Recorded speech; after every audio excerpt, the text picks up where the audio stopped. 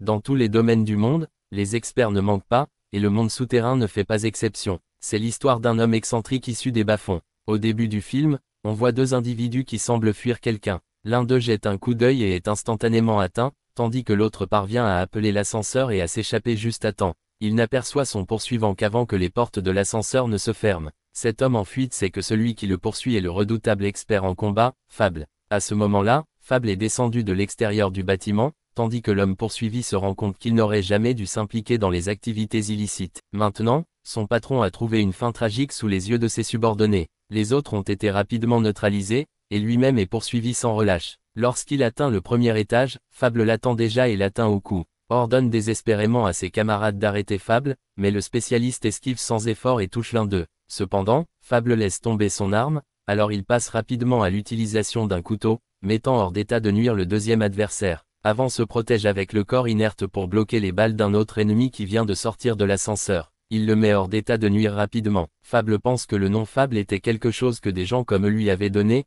mais en réalité, il est simplement un spécialiste des missions secrètes. Fable part alors et retrouve sa partenaire féminine. Il lui demande d'allumer la télévision pour qu'il puisse regarder une émission mettant en vedette un comédien qu'il idolâtre. Son partenaire est surpris qu'il puisse encore rire après avoir neutralisé près de 10 personnes. Plus tard, ils se dirigent vers une rivière pour se débarrasser de certaines pièces de l'arme, puis retournent à leur cachette pour rencontrer leur patron. Fable est un peu déçu de devoir à nouveau manger du poisson aujourd'hui. Nous apprenons que Fable travaille comme spécialiste des missions discrètes depuis 6 ans, mais que ce travail ne rapporte plus autant d'argent qu'avant. Le patron demande à Fable s'il se souvient du nombre de cibles qu'il a neutralisées au cours des 6 dernières années. La raison pour laquelle ils ont survécu jusqu'à présent est que toutes les personnes visées par leur mission étaient des personnalités connues et influentes. Le patron a tenu le compte et confirme que Fable a mis fin à la mission de 71 cibles, cette année étant sa plus chargée. Il veut donc que Fable reste discret pendant 1 an avant de refaire surface. Il remet l'argent que Fable a gagné et lui demande, ainsi qu'à son partenaire, de vivre une fausse vie pour le moment. Le patron a déjà préparé les documents nécessaires pour eux deux et a des contacts avec une organisation Yakuza à Osaka qui les aidera dans leur nouvelle vie. Lorsque Fable leur demande pourquoi ils doivent déménager loin, le patron explique que s'adapter à différents environnements est essentiel pour devenir un vrai professionnel. Il les avertit également que s'il porte atteinte à quelqu'un pendant cette période, il prendra des mesures lui-même. Ils s'exécutent tous les deux et se dirigent ensuite vers la maison de Fable pour faire leur bagage. Son partenaire remarque qu'il a très peu d'affaires, ce à quoi il répond qu'il se déplace fréquemment et qu'il ne transporte donc pas grand-chose. Elle lui remet ensuite ses nouveaux papiers d'identité, son nouveau nom sera Akira tandis qu'elle sera Yoko. Sur le papier, ils seront frères et sœurs. Akira récupère son équipement dans la maison, les stockant dans différents endroits, des balles dans des bouteilles d'eau, des barils dans des bombes aérosols et une arme particulière qu'il cache dans une radio car c'est sa préférée. Il n'emporte avec lui que le corps de l'arme tout en laissant le canon au micro-ondes pour que le patron le récupère plus tard. Une fois leur bagage terminé, ils partent. Yoko demande pourquoi Akira est devenu un spécialiste des missions discrètes, mais il semble légèrement agacé par la façon dont elle l'appelle Big Brother. Elle soutient que puisqu'ils sont sur le point de vivre comme des frères et sœurs, ils devraient commencer à s'y habituer.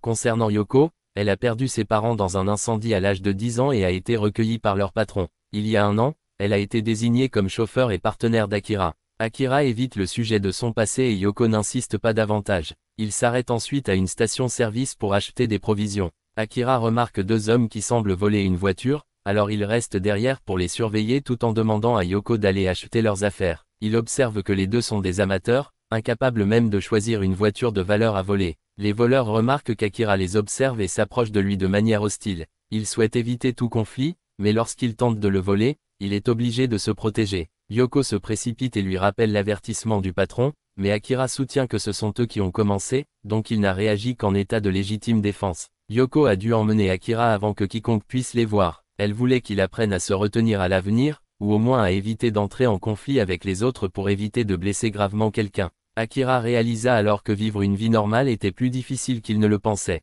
Yoko a également suggéré qu'il apprenne l'accent local, mais Akira a affirmé qu'il parlait déjà couramment 5 dialectes régionaux différents et qu'il pouvait passer de l'un à l'autre à volonté. Il a ensuite posé des questions sur l'entreprise avec laquelle il avait travaillé 3 ans auparavant et sur ses performances actuelles. Yoko a expliqué que c'était cette société qui les aidait à établir leur fausse identité. Akira devait prêter attention à 2 personnes, le patron, Hiroshi, et le chef d'escouade, Takeshi. Akira a ensuite changé de ton et est allé acheter des vêtements avec Yoko. Pendant ce temps, les 2 hommes mentionnés par Yoko étaient très inquiets à l'idée d'abriter un spécialiste indépendant, mais Hiroshi pensait qu'il n'avait pas le choix. L'ancien patron avait des liens commerciaux avec l'organisation Fable, ils ont donc dû l'accepter. De plus, il ne fournissait qu'un logement temporaire, n'hébergeant pas entièrement Fable, il n'y avait donc pas lieu de trop s'inquiéter. Hiroshi ne savait pas vraiment à quoi ressemblait Fable, mais selon le patron précédent, Fable avait à lui seul neutralisé tous les adversaires d'une entreprise rivale rapidement et efficacement, chaque cible étant atteinte avec précision. Hiroshi a reconnu que Fable était un maître de la discrétion, quelqu'un qui ne ressentait aucun remords après avoir envoyé ses cibles dans l'au-delà. Plus tard, ils ont appris qu'Akira et sa sœur étaient arrivés, alors ils sont allés à leur rencontre, en demandant à leurs subordonnés de ne pas interférer pendant le processus. Quand ils l'ont finalement vu, Takeshi a pensé que Fable ressemblait plus à un lâche. Pour confirmer, il a demandé à Akira comment il s'y prendrait dans une situation où il devrait se débarrasser d'eux. Akira a calmement déclaré qu'il immobiliserait Takeshi, puis qu'il prendrait l'arme dans la poche de son manteau pour neutraliser Hiroshi. Il savait même exactement quel type d'arme se trouvait dans la poche de Takeshi et combien de balles elle contenait. Hiroshi fut surpris d'apprendre que Takeshi avait apporté une arme à la réunion, mais Takeshi fit valoir qu'il ne pouvait pas se permettre d'être négligent lorsqu'il rencontrait un spécialiste légendaire. Ils ont ensuite demandé comment Akira comptait s'échapper alors qu'il y avait de nombreux subordonnés à l'extérieur. Akira a immédiatement souligné qu'Hiroshi avait également une arme dans sa poche. Les deux hommes acceptèrent alors pleinement qu'Akira était bien la véritable Fable et énoncèrent quelques règles pour eux pendant qu'ils y vivaient. Ils fourniraient un logement mais s'attendaient à ce que les deux ne causent pas de problème pendant une année entière. Si quelque chose arrivait, ils n'aideraient pas à le dissimuler, et si les deux hommes causaient des dommages à l'entreprise, ils seraient expulsés. Akira et Yoko sont ensuite arrivés à leur nouvelle résidence, où Takeshi les a avertis de ne pas toucher la voiture dans son garage. Il voulait également tester les compétences de tir d'Akira en nommant une cible qu'Akira devait tirer en 2 secondes. Akira a admis que les revolvers n'étaient pas sa spécialité, mais il était prêt à essayer. Takeshi a ensuite mentionné une caméra de sécurité, et Akira a tiré sur un point au plafond. Cependant, Yoko a souligné que la caméra réelle se trouvait à un endroit différent et que la voiture de Takeshi a fini par être heurtée par des débris qui tombaient. Yoko a promis de nettoyer le désordre pour lui, et il est parti. Avant de partir, Takeshi a demandé à ses hommes de garder un œil sur les deux nouveaux arrivants et leur a ordonné de vérifier les images de la caméra. À sa grande surprise, Akira avait neutralisé une caméra cachée plutôt que celle qui était évidente. Plus tard, Akira est retourné dans sa chambre, a retiré toutes les caméras cachées et est monté sur le toit pour observer les environs. Cette nuit-là, Takeshi s'est rendu auprès de ses subordonnés pour leur poser des questions sur la surveillance. Ces hommes ont signalé que toutes les caméras de la chambre d'Akira avaient été retirées, mais que celle de la chambre de Yoko fonctionnait toujours. Lorsqu'on lui a demandé pourquoi il les surveillait, Takeshi a admis qu'il n'aimait pas le couple et qu'il voulait trouver un moyen de s'en débarrasser avant qu'il ne cause des problèmes à l'entreprise. Il a ensuite demandé à ses hommes d'élaborer un plan pour les chasser. Cette nuit-là, Yoko a invité de manière inattendue Akira à aller boire un verre pour célébrer leur nouvelle maison, tandis qu'un des hommes de Takeshi les suivait et appelait des renforts pour semer le trouble. Yoko a suggéré à Akira de trouver un passe-temps pour rendre la vie plus intéressante puisqu'elle prévoyait de trouver un petit ami dans l'année à venir. Elle lui a également demandé de ne pas se battre avec celui qu'elle déciderait de ramener à la maison. Alors qu'il quittait le bar, 2 voyous convoqués par le subordonné de Takeshi sont apparus, prêts à déclencher une bagarre. Yoko était déjà ivre, alors Akira voulait qu'elle parte, craignant que si elle était blessée, il perde son calme et maîtrise fermement les 2 hommes. Yoko n'avait pas d'autre choix que de partir en premier, tandis qu'Akira essayait de se sortir du pétrin en agissant ainsi. Il a esquivé l'attaque du premier homme et s'est rendu compte que son adversaire n'avait aucune compétence en arts martiaux, alors il s'est laissé prendre quelques coups tout en blessant subtilement la main du gars, forçant le deuxième homme à intervenir. Akira l'a rapidement identifié comme un combattant entraîné et s'est délibérément laissé renverser par un coup de pied, faisant semblant d'être faible. Il a ensuite reçu un coup de poing au visage, laissant couler du sang de son nez et a même fait semblant de pleurer, ce qui leur a fait perdre tout intérêt et les a fait partir. Peu de temps après, une femme qu'Akira avait vue plus tôt dans la journée s'est approchée et l'a aidé à se relever, mais il l'a simplement remerciée avant de partir. Les 2 hommes qui avaient commencé le combat reçurent plus tard un paiement du subordonné de Takeshi, mais trouvèrent étrange que les réactions d'Akira semblent exagérées par rapport à la force qu'ils avaient utilisée. Le subordonné rapporta cela à Takeshi, qui conclut qu'Akira savait toujours comment agir. À ce moment-là, Takeshi rendait visite à un ami pour acheter des balles. Plus tard, lui et un autre subordonné sont allés se promener, tirant tranquillement pour soulager le stress. Pendant ce temps, Akira a soudainement reçu un message de son patron, lui suggérant d'avoir un animal de compagnie pour se divertir. Le patron a même utilisé un autocollant de l'idole préférée d'Akira pour le persuader. Yoko a reçu le même message, alors le lendemain, ils sont allés tous les deux au centre commercial pour chercher un animal de compagnie. Une fois arrivés, Yoko ne savait pas quoi choisir, tandis qu'Akira s'intéressait à un perroquet. Il remarqua alors que l'homme de la nuit précédente, celui qui avait déclenché la bagarre, était réapparu, disant à Yoko de rester et de continuer à naviguer. Akira s'est excusé et est allé aux toilettes. Effectivement, l'homme le suivait à nouveau. Akira a intentionnellement couru, ce qui a poussé l'homme à alerter ses alliés à l'extérieur pour lui bloquer le passage. Cependant, Akira les a conduits dans une situation où ils ont fini par se heurter l'un à l'autre, perdant la trace de l'endroit où il était allé. Il a finalement été repéré à nouveau, alors il a poussé un grand cri et s'est enfui, les incitant à le poursuivre. Seul le combattant a réussi à suivre. Après un moment, l'homme a commencé à se fatiguer, alors Akira a également fait semblant d'être épuisé et s'est arrêté. Au moment où l'homme a couru vers lui, Akira a redémarré. Leur poursuite les a conduits jusqu'à un pont, où Akira a soudainement grimpé sur la balustrade et a sauté, atterrissant en toute sécurité, laissant l'homme stupéfait de la façon dont il l'avait fait. Akira est ensuite retourné vers Yoko, qui n'était toujours pas décidé quant à l'animal de compagnie à acheter. Le perroquet qu'Akira aimait s'est avéré assez cher car c'était une race rare. Selon les recherches de Yoko, ces perroquets avaient une longue durée de vie, elle a donc suggéré à Akira de leur donner un nom. Cette nuit-là, Akira a essayé de donner différents noms aux perroquets, mais il n'a répondu qu'à Capitaine. Pendant ce temps, les deux hommes qui avaient poursuivi Akira racontèrent leur expérience au subordonné de Takeshi, qui se révéla s'appeler Hachi. Takeshi, en entendant l'histoire, réalisa que Hachi semblait avoir un faible pour Yoko. Voyant cela comme une opportunité, il donna de l'argent à Hachi et lui demanda d'emmener Yoko au restaurant pour recueillir des informations sur Akira. Hachi était un peu gêné, mais Takeshi lui a dit d'arrêter d'agir comme un faible. Pendant ce temps, Akira essayait toujours de créer des liens avec son perroquet, mais celui-ci restait têtu et le mordait même. Yoko avait choisi un hamster et Hachi avait prévu d'utiliser cela comme sujet de conversation. Il savait pourtant que s'il buvait ne serait-ce qu'une seule bière, il oublierait tout ce qu'il avait mémorisé. Le lendemain matin, Takeshi s'est présenté de manière inattendue au garage pour récupérer sa voiture et a vu Akira s'entraîner là-bas. Il a ensuite invité Akira à dîner ce soir-là pour discuter. À peu près au même moment, Hachi est allé demander à Yoko de lui faire visiter la ville. Yoko a pensé à inviter Akira, mais en apprenant qu'il avait déjà été invité par Takeshi, elle a décidé de ne pas le faire. Elle a ensuite averti Akira de s'assurer de garder son calme et d'éviter tout incident grave. Ce soir-là, Akira a rencontré Takeshi, qui lui a confié que la voiture dans son garage était son bien le plus précieux, ayant été avec lui depuis avant qu'il ne rejoigne l'organisation. En réponse, Akira a parlé de son précieux pistolet, qui lui avait sauvé la vie à 2 reprises. Il a déclaré que s'il mourait un jour, il l'emporterait avec lui. Pendant ce temps, Yoko était assez déçue quand Hachi est venu la chercher dans une vieille camionnette qui sentait un peu mauvais.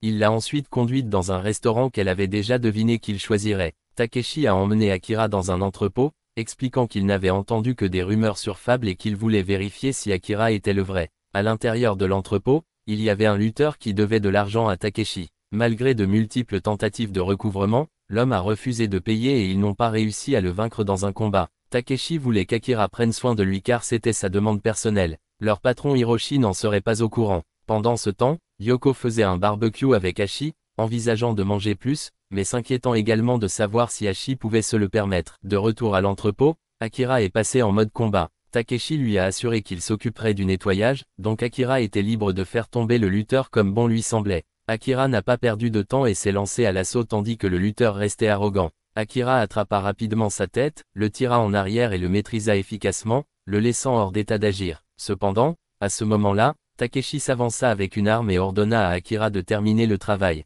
Akira refusa, déclarant qu'il avait seulement accepté de maîtriser l'homme, et que le sort de celui-ci dépendait de la décision de Takeshi. Takeshi, cependant, voyait toujours Akira comme un exécuteur impitoyable, ce qui l'agaçait légèrement, car il se considérait comme un spécialiste des missions discrètes, et non comme quelqu'un qui agit sans raison. Les hommes de Takeshi, observant par derrière, ont exhorté Akira à ne rien faire d'imprudent, mais Akira avait déjà remarqué que l'arme n'était pas chargée, alors il l'a rapidement saisie et l'a pointée sur Takeshi. Il savait que Takeshi ne pourrait pas le toucher à cette distance. Cependant, Takeshi s'avança calmement, défiant Akira de tirer. S'il le faisait, cela prouverait qu'il était un véritable exécuteur. Les deux se sont affrontés et Akira a souligné que s'il était vraiment un tueur impitoyable, Takeshi ne serait déjà plus là et il serait déjà chez lui. Mais il avait juré de vivre l'année suivante sans recourir à des méthodes brutales, alors il mit de côté son arme et son masque. Takeshi lui a alors demandé ce que la vie signifiait pour lui. Akira a admis qu'il n'avait encore rien trouvé de significatif. Peut-être était-ce dû au perroquet qu'il venait d'acheter. Takeshi n'était pas satisfait de cette réponse, disant que, pour lui, la vie était la chose la plus significative. Il ne laisserait pas n'importe qui le lui enlever. Takeshi a ensuite maîtrisé le lutteur, expliquant que même si l'homme n'avait pas commis de grave acte, il avait causé du tort à de nombreuses personnes. Takeshi l'avait prévenu lorsqu'il avait emprunté de l'argent pour la première fois, mais il n'avait pas écouté, c'était la conséquence. Takeshi a ensuite appelé ses hommes, présentant l'un d'eux comme étant Kuro. Il a demandé à Kuro de garder secret tout ce qui s'est passé. Il a ensuite emmené Akira dîner, laissant Kuro nettoyer le corps. Pendant ce temps, Takeshi avait emmené Yoko dans un bar pour une autre tournée de beuverie. Il était convaincu de l'avoir conquise, mais malgré une forte consommation d'alcool, Yoko restait bien plus sobre que Takeshi. Cependant, elle le trouvait plutôt mignon quand il était ivre. Au dîner, Takeshi a demandé à Akira s'il était celui qui avait trafiqué les caméras de surveillance de la pièce. Akira a précisé qu'il ne les avait pas détruits, il les avait seulement déplacés et qu'il pouvait les rendre si nécessaire. Mais ce qui intéressait vraiment Takeshi était pourquoi Akira n'avait pas touché à ceux de la chambre de Yoko. Akira a expliqué qu'en raison de la nature de son travail, il pourrait être confronté à certaines situations à l'avenir, donc s'il gardait un œil sur Yoko, cela lui donnerait une certaine tranquillité d'esprit. Akira a alors demandé pourquoi Takeshi avait risqué de se mettre en danger pour le tester si tôt. Takeshi a révélé que son frère aîné sortirait bientôt de prison et qu'il serait occupé à l'aider à se réinsérer dans la société. Pendant ce temps, Yoko s'occupait de Hachi, qui vomissait dans les toilettes. Lorsqu'elle est revenue au bar, elle s'est rendue compte que, d'une manière ou d'une autre, elle avait commencé à développer des sentiments pour Hachi. Peut-être que travailler avec quelqu'un d'aussi rigide qu'Akira pendant trop longtemps avait abaissé ses standards. Elle a ensuite attendu de voir dans quel état serait Hachi lorsqu'il sortirait. Il était tellement ivre qu'il pouvait à peine se tenir debout et a fini par s'effondrer sur le sol. Yoko voulait appeler un taxi, mais le propriétaire du bar a suggéré d'appeler une ambulance à la place, craignant qu'Hachi ait abusé de l'alcool. Ailleurs, Takeshi a averti Akira de ne pas causer de problème, mais Akira l'a rassuré en lui disant qu'il avait l'intention de vivre une vie tranquille et paisible.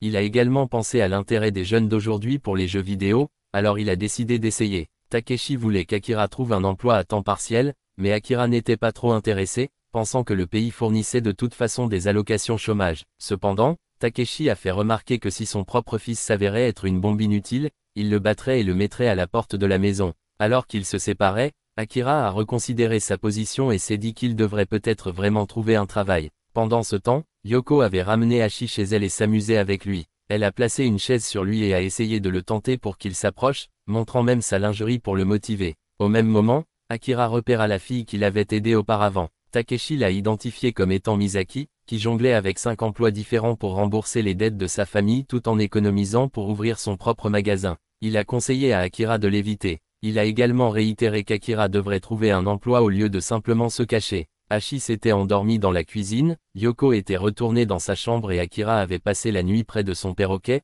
réfléchissant au genre de travail qu'il devait faire. Le lendemain, Takeshi reçut un appel inattendu de Kuro, l'informant que le patron Hiroshi voulait le voir. Hachi était toujours porté disparu. Hiroshi avait appris le coup de Takeshi consistant à tester Akira et même à pointer une arme sur lui. Il a qualifié cela de geste stupide puisqu'il avait reçu pour instruction de traiter Akira comme un invité. Il soupçonnait également qu'Akira n'était peut-être pas la seule fable que possédaient leurs partenaires commerciaux. Quoi qu'il en soit, il laissa l'affaire de côté et dit à Takeshi de se concentrer sur la mission à venir. À ce moment-là, Hachi avait dégrisé et était rentré chez lui, même s'il n'avait aucun souvenir de la raison pour laquelle son visage était meurtri. Lorsqu'il fit son rapport à Takeshi, il fut réaffecté, il n'était plus tenu de surveiller Akira et sa sœur, mais d'aider Kuro dans d'autres tâches. Takeshi n'a pas reproché à Kuro d'avoir divulgué des informations à Hiroshi, car il aurait été impossible de les cacher de toute façon. Ailleurs, Akira regardait un film mettant en vedette son acteur préféré, tandis que Hachi racontait à Kuro la capacité d'Akira à sauter de grandes hauteurs sans être blessé. Kuro était impressionné, pensant qu'Akira était un véritable spécialiste, tandis que Hachi pensait qu'il pourrait simplement être une sorte d'athlète extrême. Inspiré, Kuro a tenté d'imiter les pieds d'Akira, mais cela ne s'est pas bien terminé. Takeshi cuisinait lorsqu'il a reçu le rapport sur la blessure de Kuro et s'est rendu à l'hôpital pour le récupérer. Sur le chemin du retour, Takeshi réalisa que Kuro essayait de devenir un spécialiste des missions discrètes. Il lui a dit que ce métier était pour les imprudents. Il valait mieux engager des spécialistes que d'en devenir un. Pendant ce temps, Yoko avait rassemblé plusieurs formulaires de demande d'emploi qu'Akira devait remplir. Il a commencé sa recherche d'emploi dans un magasin de vêtements. Le propriétaire a apprécié son honnêteté, mais a trouvé amusant qu'Akira soit né le 1er avril. Ensuite, il a essayé de postuler dans une entreprise de livraison, mais ils se sont également moqués de sa date de naissance et l'ont finalement rejeté car ils avaient déjà suffisamment de travailleurs. De façon inattendue, il rencontra à nouveau Misaki. Elle l'a reconnu et, voyant qu'il cherchait du travail, lui a proposé de l'aider. Elle l'a emmené sur son lieu de travail et a présenté son chevaux au président de son entreprise. Non seulement ils ont ri de sa date de naissance, mais ils ont également trouvé amusant qu'il ait cité son acteur préféré comme passe-temps. Malgré cela, ils ont appelé Akira et lui ont expliqué le travail. L'entreprise était spécialisée dans la conception de cartes de visite et de flyers et avait besoin de quelqu'un pour gérer les livraisons. Akira pourrait prendre en charge le travail, et si des tâches supplémentaires se présentaient qu'il pourrait gérer, ils envisageraient de lui accorder une augmentation. Comme les livraisons étaient peu fréquentes en raison de l'essor des alternatives numériques, le salaire n'était pas élevé, mais Akira a quand même accepté le poste, à la grande joie du président. Pendant ce temps, Kuro et Hachi préparaient une cargaison de substances illégales déguisées en distribution de films pour adultes. Kuro voulait toujours devenir un spécialiste des missions discrètes et a demandé à Hachi ce qu'il pensait de cette profession. Hachi ne l'a pas pris trop au sérieux, mais Kuro était déterminé à laisser sa marque sur le monde. Cette nuit-là, Akira a informé Takeshi qu'il avait trouvé un travail et que c'était avec Misaki. Takeshi pensait qu'Akira causait des problèmes à Misaki et lui proposa de l'aider à trouver un travail à la place.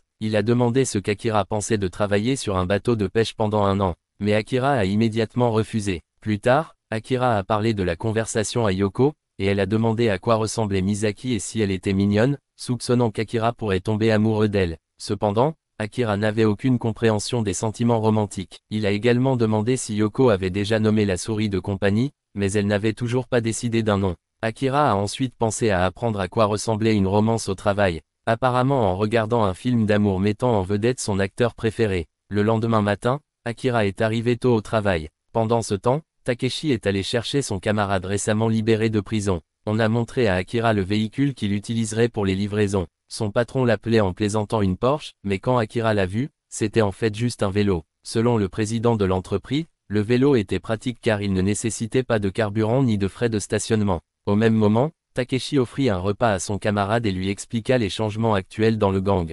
L'organisation s'était transformée en entreprise de nom, exigeant qu'il verse des salaires pour que les membres continuent à travailler sérieusement. Les gangs n'étaient plus aussi grands qu'avant, composés généralement de 20 à 30 personnes seulement. Sur le chemin du retour, Takeshi et son camarade ont vu Akira faire une livraison. L'homme nouvellement libéré, Kojima, semblait s'intéresser à Akira. Akira est retourné au bureau et tout le monde a été impressionné par la rapidité avec laquelle il a terminé sa livraison. Une personne normale aurait besoin de 40 minutes pour faire un aller-retour, mais Akira a terminé en seulement 20 minutes et a même eu le temps de s'arrêter pour prendre un café. Ils ont reconnu qu'il était un vrai professionnel. Misaki a suggéré d'organiser une fête de bienvenue pour Akira. Pendant ce temps, Hiroshi a donné de l'argent à Kojima pour l'aider à s'en sortir pour le moment. Interrogé sur ses projets futurs, Kojima s'est montré incertain. Pour l'instant, il resterait chez Takeshi jusqu'à ce qu'il trouve une nouvelle maison, puisque leur propriété de rechange avait été louée pendant 1 an. Takeshi avait prévu d'aider Kojima à trouver un véhicule, mais en ce qui concerne les armes,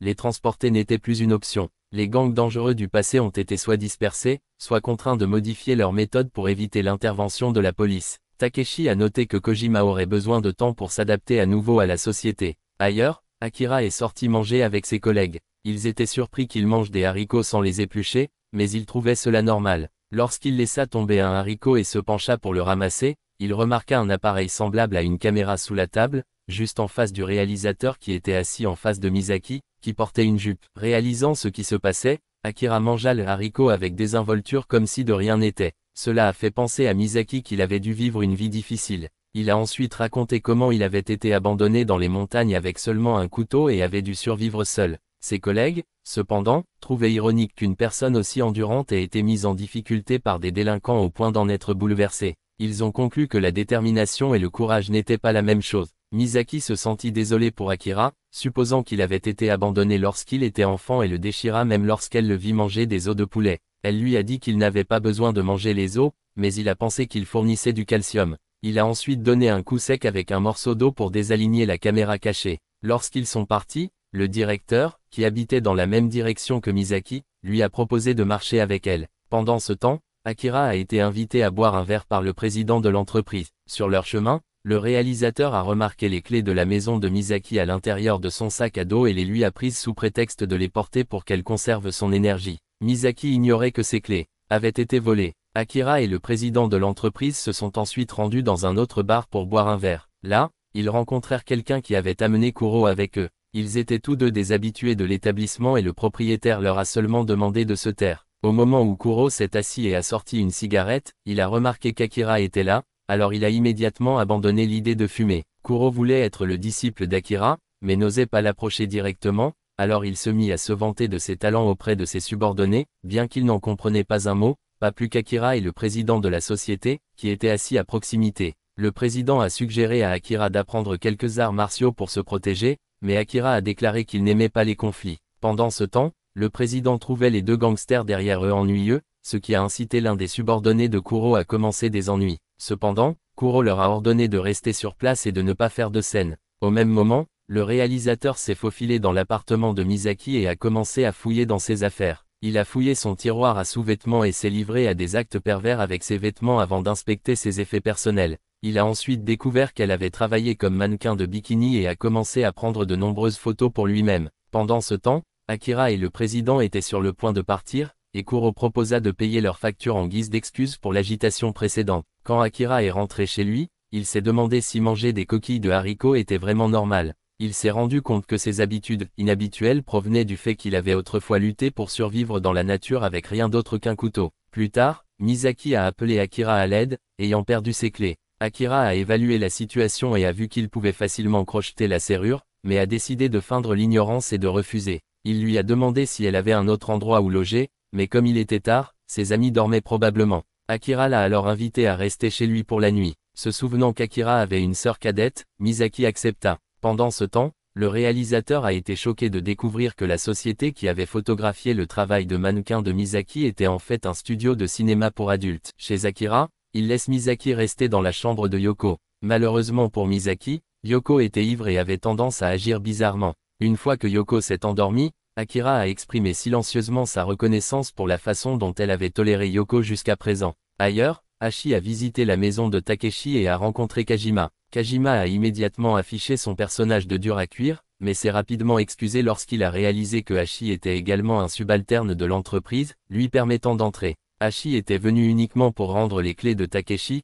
mais Kajima l'a invité à boire un verre. Pensant que thé était trop mou, Hachi a choisi la bière à la place. Kajima a demandé à Hachi de faire preuve de respect envers ses supérieurs et d'informer les autres subordonnés de faire de même chaque fois qu'ils le rencontraient. Les deux se demandèrent alors pourquoi Takeshi prenait autant de temps dans le bain. Après vérification, ils l'ont trouvé inconscient. Ils l'ont emmené d'urgence à l'hôpital, où Kajima a révélé que Takeshi avait subi une crise cardiaque. Il a demandé à Hachi si Takeshi avait subi un stress particulier ces derniers temps. Hachi a mentionné que depuis qu'Akira et sa sœur ont emménagé, Takeshi semblait troublé. Kajima rapporta ensuite l'état de Takeshi à Hiroshi et demanda également à emprunter Hachi pendant un certain temps. Hiroshi a accepté, à condition que Kajima ne l'intimide pas trop. Hachi a ensuite conduit Kajima chez Akira. À son arrivée, Kajima a dit à Hachi d'attendre dehors et est entré pour jeter un œil aux alentours. Il a blâmé Akira pour l'épuisement récent de Takeshi, notant que Takeshi n'aimait même pas Akira ou sa sœur. Pourtant, les deux frères et sœurs vivaient confortablement sous la protection d'Hiroshi sans payer de loyer, ce que Kajima trouvait inacceptable.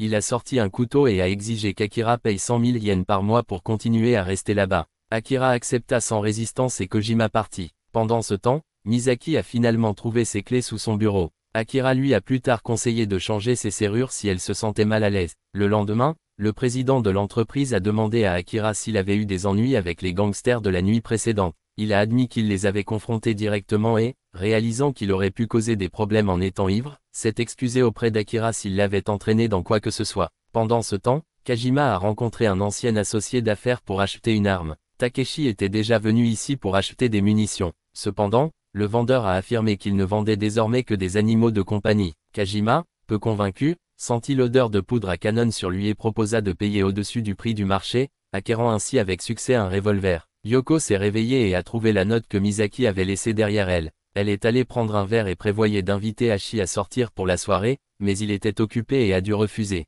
Juste à ce moment-là, Hachi vit un homme tomber d'une grande hauteur et Kajima lui ordonna de mettre l'homme dans la voiture. Kajima le ramena chez lui et dit à Hachi que cet homme l'avait un jour invité à se livrer à la traite des êtres humains. L'homme avait emprunté 3 millions de yens à Kajima, mais après l'arrestation de Kajima, il s'est enfui sans rembourser sa dette. Maintenant, Kajima était venu pour récupérer. Il voulait récupérer la totalité des 3 millions et a montré son arme pour insister sur sa demande de paiement puisque les intérêts sur 15 ans avaient doublé le montant à 6 millions. Voyant que l'homme voulait parler, Kajima retira le bâillon, mais prévint que s'il criait, une balle lui irait directement au visage. Pendant ce temps, Akira était surpris de voir Kuro chez lui. Kuro a alors officiellement demandé à Akira de le prendre comme disciple. De retour chez Kajima, l'homme capturé a promis de rembourser sa dette dans un délai d'1 mois. Cependant, Kajima a ordonné à Hachi de se rendre au domicile de l'homme et de confisquer tous ses biens et documents. Immédiatement après, Kajima a mis fin à leur confrontation en réalisant qu'il avait assez d'argent chez lui pour rembourser sa dette. Pendant ce temps, Kuro expliquait ses raisons de vouloir apprendre d'Akira,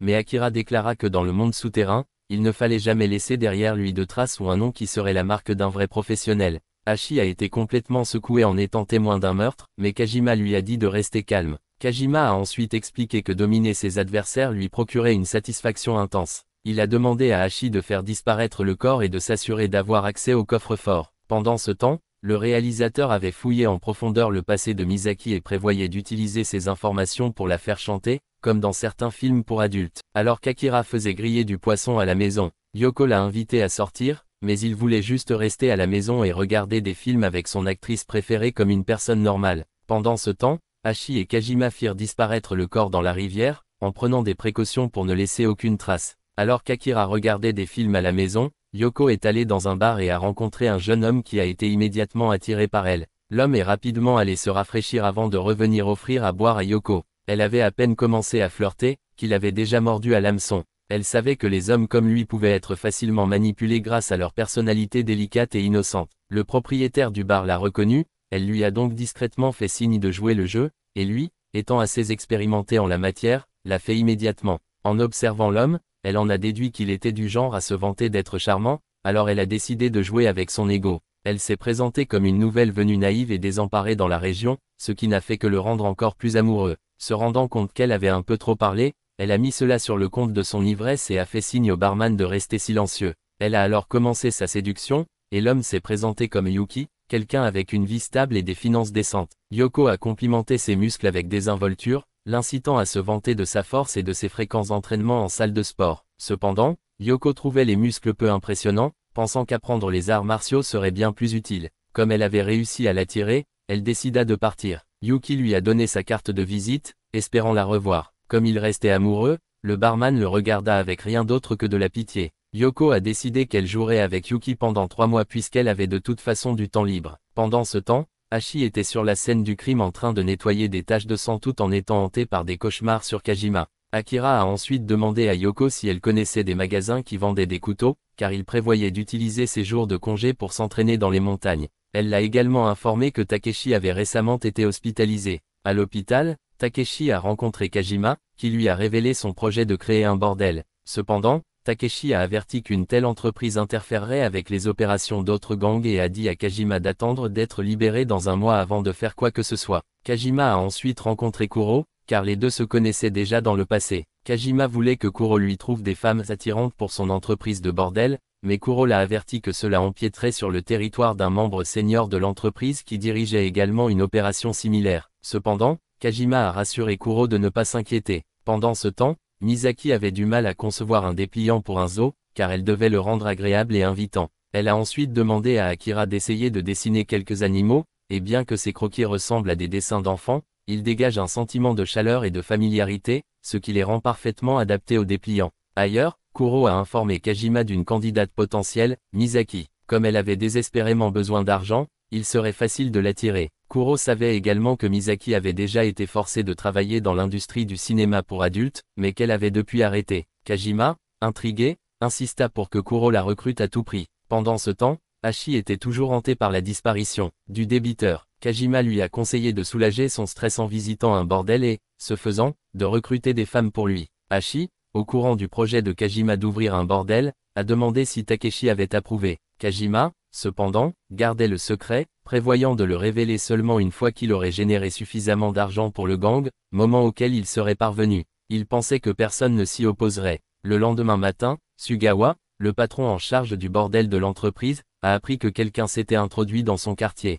En entendant la description, il a immédiatement reconnu Kajima. Un soir, alors que Misaki rentrait chez elle, elle rencontra Kajima, qui ne perdit pas de temps et l'invita directement à devenir escorte. Naturellement, elle a refusé, même lorsqu'il lui a promis 10 fois son revenu actuel. Alors qu'elle refusait toujours, il révéla qu'il y a 3 ans, Kuro avait déjà essayé de la recruter, et plus récemment, Kuro avait été gravement blessé alors qu'il la protégeait d'une autre tentative de recrutement. Plus précisément, la société de divertissement pour laquelle elle avait travaillé auparavant voulait la faire revenir pour un autre film, mais Kuro est intervenu, exigeant qu'il la laisse tranquille, ce qui lui a valu une jambe cassée. Bien que Kajima ait exagéré, il a affirmé qu'en tant qu'aîné, il avait le devoir de garantir des sources de revenus à ses cadets. Il a proposé que si Misaki travaillait pendant un an seulement, Kuro serait en sécurité financière et qu'elle-même gagnerait une somme substantielle. Cependant, si elle refusait, il lui rappelait qu'il était un yakuza et qu'il pouvait facilement rendre la vie misérable à ses proches, la menaçant ainsi. Il lui a donné jusqu'au lendemain pour y réfléchir. Pendant ce temps, Sugawa a rencontré Hiroshi pour discuter de la perturbation de ses affaires par Kajima et a demandé la permission de s'en débarrasser. Cependant,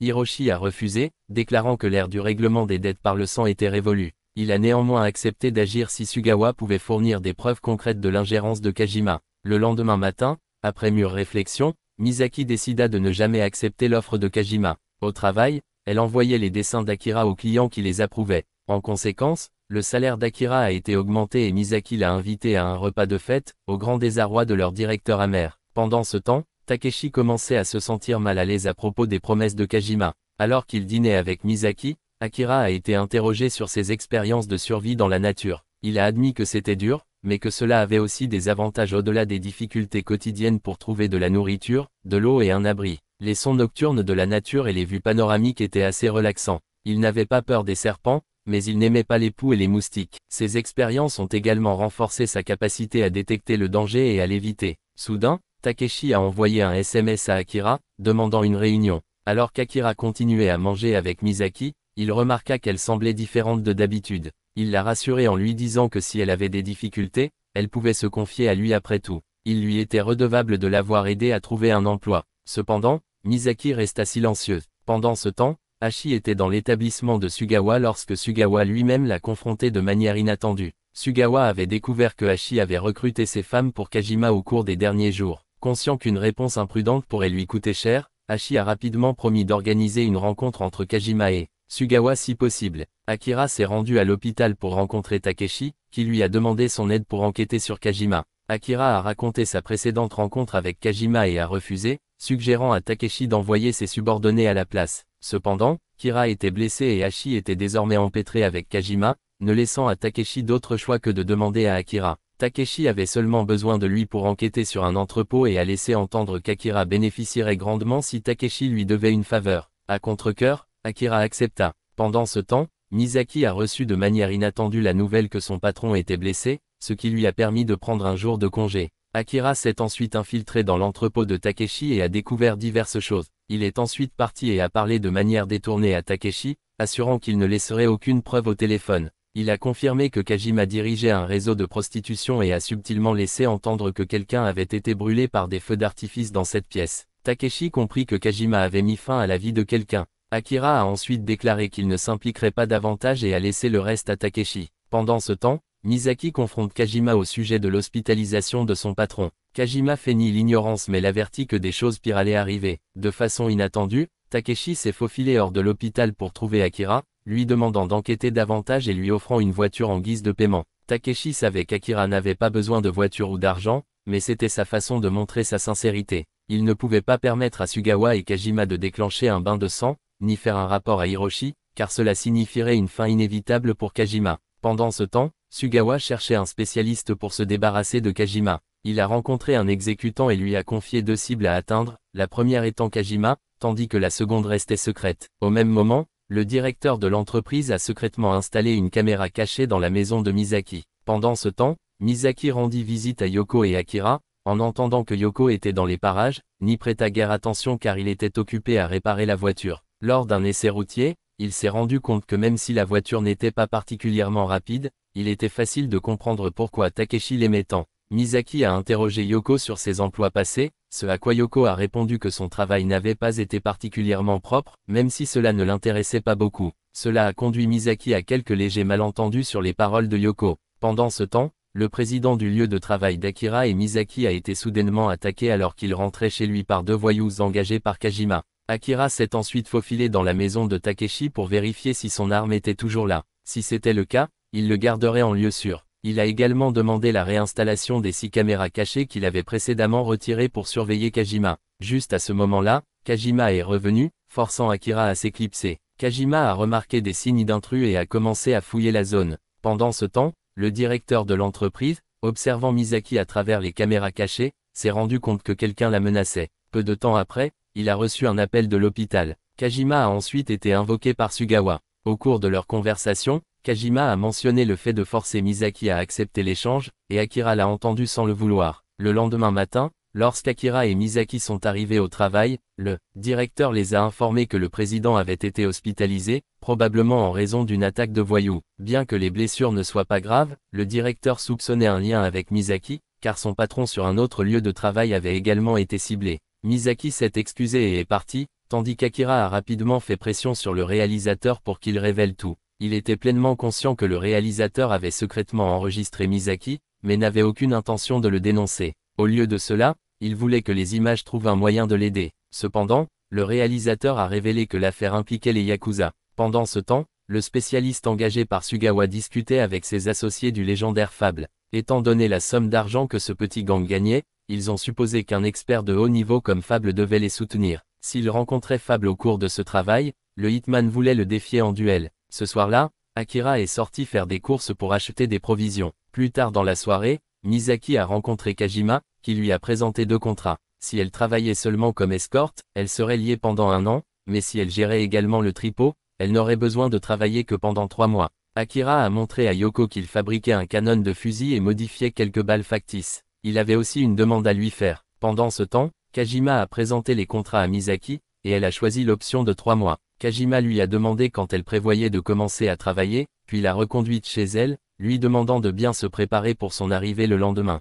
Hachi a ensuite rencontré Yoko, qui lui a offert une montre et l'a invité à sortir le lendemain. Quelques mots doux ont suffi à Hachi pour tomber dans le piège de Yoko et accepter la montre, bien qu'il ait dû refuser la sortie en raison d'engagements antérieurs. Yoko a ensuite demandé à Akira pourquoi il voulait placer un tracker sur Hachi au lieu de simplement le suivre. Akira a expliqué que Kajima était trop vif pour une surveillance traditionnelle. Cette fois, il avait seulement l'intention d'effectuer une mission de sauvetage et voulait empêcher Misaki de découvrir sa véritable identité. Il a ensuite terminé de modifier les munitions factices, qui manquaient de poudre à canon, empêchant le recul tout en réduisant la puissance et la létalité. Cependant, pour quelqu'un comme lui, ils étaient tout juste suffisants pour gérer la situation. Yoko lui a demandé pourquoi il aidait Misaki, lui demandant s'il était tombé amoureux d'elle. Mais Akira a dit qu'il ne comprenait pas de telle émotion. Il se sentait simplement redevable à Yoko, et voir Misaki heureuse le faisait se sentir mieux. Yoko a accepté de l'aider cette fois-ci puisqu'elle était également amie avec Misaki. Pendant ce temps, Hachi retourna à Kajima et il prévoyait de rencontrer Sugawa la nuit suivante pour négocier et lui vendre Misaki. Si Sugawa refusait le contrat de 3 mois de Misaki, le conflit était inévitable.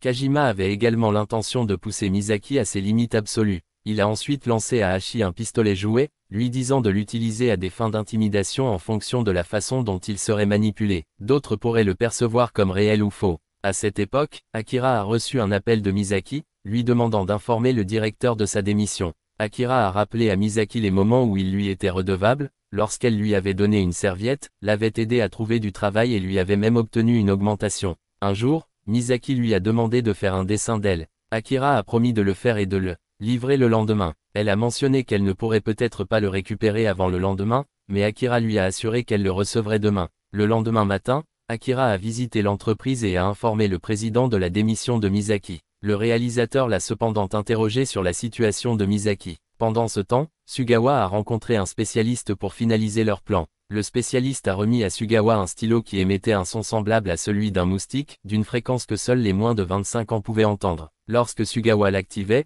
le spécialiste neutralisait Kajima, tandis que ses complices maîtrisaient les hommes de Kajima. Ailleurs, Misaki a appelé sa mère pour l'informer qu'elle essaierait de rembourser la dette de son père d'ici l'année prochaine. Kajima l'appela alors, lui demandant de s'habiller correctement et de l'attendre. Akira est rentré chez lui, où Yoko l'a aidé à se préparer. Elle allait rejoindre la mission et décida de prendre une douche, car Hachi avait commencé à bouger. Peu de temps après, Kajima est arrivé pour récupérer Misaki, tandis qu'Akira et Yoko sont également partis rapidement. Au même moment, Takeshi, toujours à l'hôpital, reçoit la visite inattendue du patron d'Akira, qui vient confronter Takeshi pour avoir entraîné Akira dans ce pétrin. Alors que le groupe de Kajima arrivait à leur rendez-vous avec Sugawa, ils ont été fouillés à la recherche d'armes. Cependant, Kajima remarqua un visage inconnu parmi les hommes de Sugawa. Dehors, Akira observait la situation, tandis que son patron attendait la réponse de Takeshi. Takeshi n'avait aucune excuse et était prêt à accepter n'importe quelle punition. À l'intérieur, Sugawa emmena Kajima à l'étage pour négocier,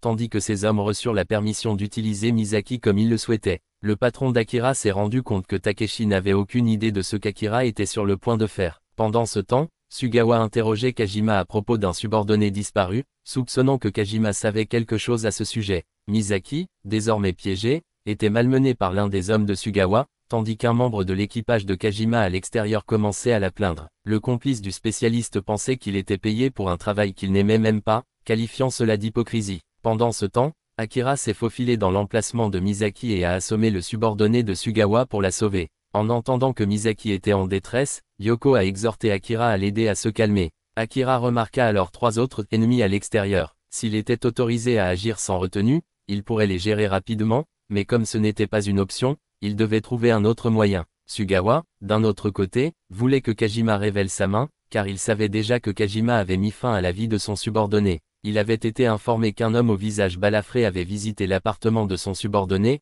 alors Kajima n'a pas pris la peine de le nier. Sugawa a immédiatement activé le signal, incitant son grand exécuteur à intervenir. Akira avait déjà soupçonné que Sugawa avait prévu de se débarrasser de Kajima dès le début. Pendant ce temps, le patron d'Akira a révélé son plan pour obliger Akira à prendre une année sabbatique en tant qu'exécutant afin que ses compétences se détériorent. Si Akira acceptait de prendre sa retraite après cela, le patron lui permettrait de quitter le milieu des spécialistes. Cependant, Takeshi avait perturbé ce plan. Le patron a alors sorti un couteau Rambo, un couteau de survie emblématique des années 80, mais désormais obsolète. Il a comparé Akira à ce couteau, dépassé dans le monde moderne. Cependant, il ne pouvait pas se débarrasser d'Akira, alors il décida de donner un avertissement à Takeshi et partit. À ce moment-là, Akira s'est précipité pour protéger l'homme masqué, engageant un combat avec le grand exécuteur. Kajima et Hashi ont également dégainé leurs armes, prêts à se battre. Le spécialiste vêtu de camo a conseillé à Sugawa de mettre Kajima de côté, car ils avaient des invités non invités. Akira a ordonné à l'homme masqué d'escorter Misaki en lieu sûr, insistant sur le fait qu'il était de son devoir de la protéger à tout prix. Il a mentionné le bruit du moustique, lui disant qu'une fois qu'il s'arrêterait, cela signalerait leur fuite en toute sécurité. Yoko appela ensuite Akira pour prendre des nouvelles. Il l'informa qu'un ennemi avait été neutralisé et qu'une fois le bruit des moustiques terminé, il aurait besoin d'elle pour protéger Misaki et son escorte. Akira a ensuite lancé les bombes fumigènes de Yoko en bas pour affronter le spécialiste vêtu de camo. Le grand exécuteur à l'étage a reconnu Akira comme une fable et a alerté ses camarades. Les bombes fumigènes d'Akira ont rapidement rempli la zone et il a réussi à toucher le spécialiste. Cependant, le spécialiste s'est rendu compte qu'Akira utilisait des balles factices. Malgré cela, il resta prudent, sachant qu'Akira était suffisamment habile pour se battre même avec de fausses balles. Akira a rapidement réduit la distance, maîtrisé le spécialiste et a pris son arme pour viser également Kajima. Il a ensuite fait irruption à l'intérieur, a traîné Kajima dehors et a tiré avec l'émetteur de son de moustique. Voyant cela, Misaki et l'homme masqué sortirent rapidement. Akira ramena Kajima à la voiture, où Yoko voulait s'assurer qu'il n'avait blessé gravement personne. Akira n'était pas entièrement sûr, car l'homme qui l'avait assommé plus tôt n'avait toujours pas repris connaissance. Il a fait remarquer que l'utilisation d'une arme à feu était parfois plus facile pour contrôler les victimes que le combat au corps à corps. L'homme masqué a conseillé à Misaki d'appeler la police si jamais elle se retrouvait dans une situation similaire, et lui a assuré que le groupe de Hashi ne la dérangerait plus. Il lui a dit de ne pas s'inquiéter, car il était désormais son allié. Pendant ce temps, les deux spécialistes ont informé Sugawa de la fable, l'aidant à comprendre à quel point Akira était redoutable. Il ne savait pas si Fable était lié à Kajima, mais il était clair qu'il n'avait pas été embauché par lui. Ailleurs, Kajima reprit connaissance et se retrouva face à face avec Akira et son frère. L'homme masqué a escorté Misaki chez elle et lui a donné son numéro de téléphone au cas où elle aurait besoin d'aide. Elle était encore bouleversée par tout ce qui s'était passé. Les deux spécialistes ont alors suggéré à Sugawa de laisser Kajima partir pour le moment, car il y avait encore une autre personne à gérer. Sugawa accepta et congédia Hashi. Il ignorait toujours qui avait engagé Fable pour intervenir. Sugawa a ensuite écarté le subordonné qu'Akira avait assommé plus tôt, dissimulant ainsi les détails de sa deuxième cible à atteindre. Les deux spécialistes savaient que Sugawa finirait par les écarter également, mais pour l'instant, ils avaient encore une certaine valeur à ses yeux. Kajima a rencontré Takeshi, qui lui a posé des questions sur les instructions commerciales qu'il avait données et sur la question des armes. Kajima savait qu'il avait fait une erreur, mais Takeshi lui a assuré qu'il gérerait la situation avec lui et Sugawa. Akira, curieux de savoir pourquoi Kajima était en prison depuis 15 ans, apprit que Kajima avait autrefois causé la disparition d'une femme. Takeshi ne lui en voulait pas pour ça puisque la femme n'était pas vraiment une bonne personne, mais cette fois, la Personne qui l'avait blessé était une femme innocente. Takeshi comprit d'où provenaient les réactions impulsives de Kajima et son impuissance. En général, quand les gens sortent de prison, ils se livrent à la nourriture et aux femmes, mais Kajima avait découvert son dysfonctionnement après avoir étranglé la femme il y a 15 ans. Takeshi a ensuite dit à Akira de partir pour qu'il puisse parler en privé avec Kajima. Kajima avait désormais confirmé qu'Akira était bien une fable, le personnage associé aux transactions de l'entreprise. Pendant ce temps, Akira rendait visite à Yoko pour commencer à dessiner Misaki. Takeshi, ayant promis d'aider Kajima à traverser cette épreuve, a écouté la tentative d'excuse de Kajima, mais l'a rassuré en lui disant que tout irait bien avant de lui a mis fin à leur échange. Quand Akira arriva plus tard, Takeshi lui demanda de rester au 2e étage avec Yoko pour la nuit et d'attendre l'équipe de nettoyage, lui conseillant de ne pas revenir avant le lendemain s'il voulait rester en dehors de cela. Takeshi a demandé à Akira ce qu'il pensait de la situation, ce à quoi Akira a répondu que s'il ne l'avait pas fait, Kajima aurait perdu la vie plus tôt de toute façon. Cette nuit-là, Misaki est arrivé à l'improviste, ayant froid, alors Yoko lui a suggéré de prendre un bain chaud pour se réchauffer. Akira était présent et Yoko comprit immédiatement pourquoi il devait rester. Pendant ce temps, Takeshi a appelé le marchand d'armes pour gérer la disparition du corps et lui a demandé s'il avait vendu l'arme à Kajima. Le marchand feignit l'ignorance. Initialement, il avait envisagé de se débarrasser discrètement du corps de Kajima, mais Takeshi insista pour lui offrir une sépulture décente, car il était encore l'un de ses hommes. Même si cela serait plus cher, Takeshi était prêt à payer. Pendant que cela se passait, Akira et Yoko trouvèrent Misaki inconsciente dans la salle de bain. Yoko a refusé de laisser Akira entrer, mais lorsqu'elle a réalisé que Misaki était trop lourd à porter seule, elle n'a eu d'autre choix que de demander son aide. Le lendemain matin, lorsque Misaki se réveilla, elle trouva Yoko ivre et fut informée de ce qui s'était passé la nuit précédente. Akira l'avait portée dans sa chambre. Gênée qu'Akira l'ait vue dévêtue, elle rougit, mais Yoko écarta cela comme si ce n'était pas important avant de s'endormir. Pendant ce temps, Takeshi a rencontré Sugawa, acceptant la disparition de Kajima comme paiement pour la perte des subordonnés de Sugawa. Concernant les pertes financières de Sugawa, Takeshi a suggéré d'utiliser l'argent que le subordonné de Kajima devait comme compensation. Sugawa a soutenu que Takeshi avait agi de son propre chef puisqu'il avait seulement l'intention de faire travailler Kajima pour rembourser sa dette, mais Takeshi a souligné que Sugawa avait engagé 2 hommes pour se débarrasser de Kajima. Sugawa s'est ensuite renseigné sur Fable, notant que seuls Takeshi et Hiroshi semblaient connaître cette organisation. Takeshi a fait semblant de ne pas comprendre mais a subtilement averti Sugawa qu'en savoir trop sur Fable pouvait être risqué, sous-entendant que tout le monde n'avait pas accès à de telles informations. Sugawa céda et Takeshi fit clairement comprendre qu'à partir de maintenant, Misaki était hors de portée. Il a ensuite remis le sac de Misaki à Hachi et lui a dit de le lui rendre. Akira est retourné dans sa chambre tandis que Misaki, en regardant les croquis d'Akira, a été choqué de trouver un dessin le représentant la portant dans sa chambre la nuit précédente. Pendant ce temps, Takeshi a convoqué Kuro, lui demandant de garder le silence sur Fable car Sugawa pourrait commencer à creuser. Il a averti que si la nouvelle se répandait, même l'entreprise entière ne serait pas en mesure de payer le prix. Kuro comprit et jura de garder le silence. Takeshi a également réprimandé Kuro pour avoir entraîné Misaki dans la prostitution, déclarant que même dans le monde souterrain, il y avait des limites à ne pas franchir. Kuro a ensuite interrogé l'homme masqué et Hachi sur les actions d'Akira cette nuit-là. Bien qu'il ait failli laisser échapper certains détails,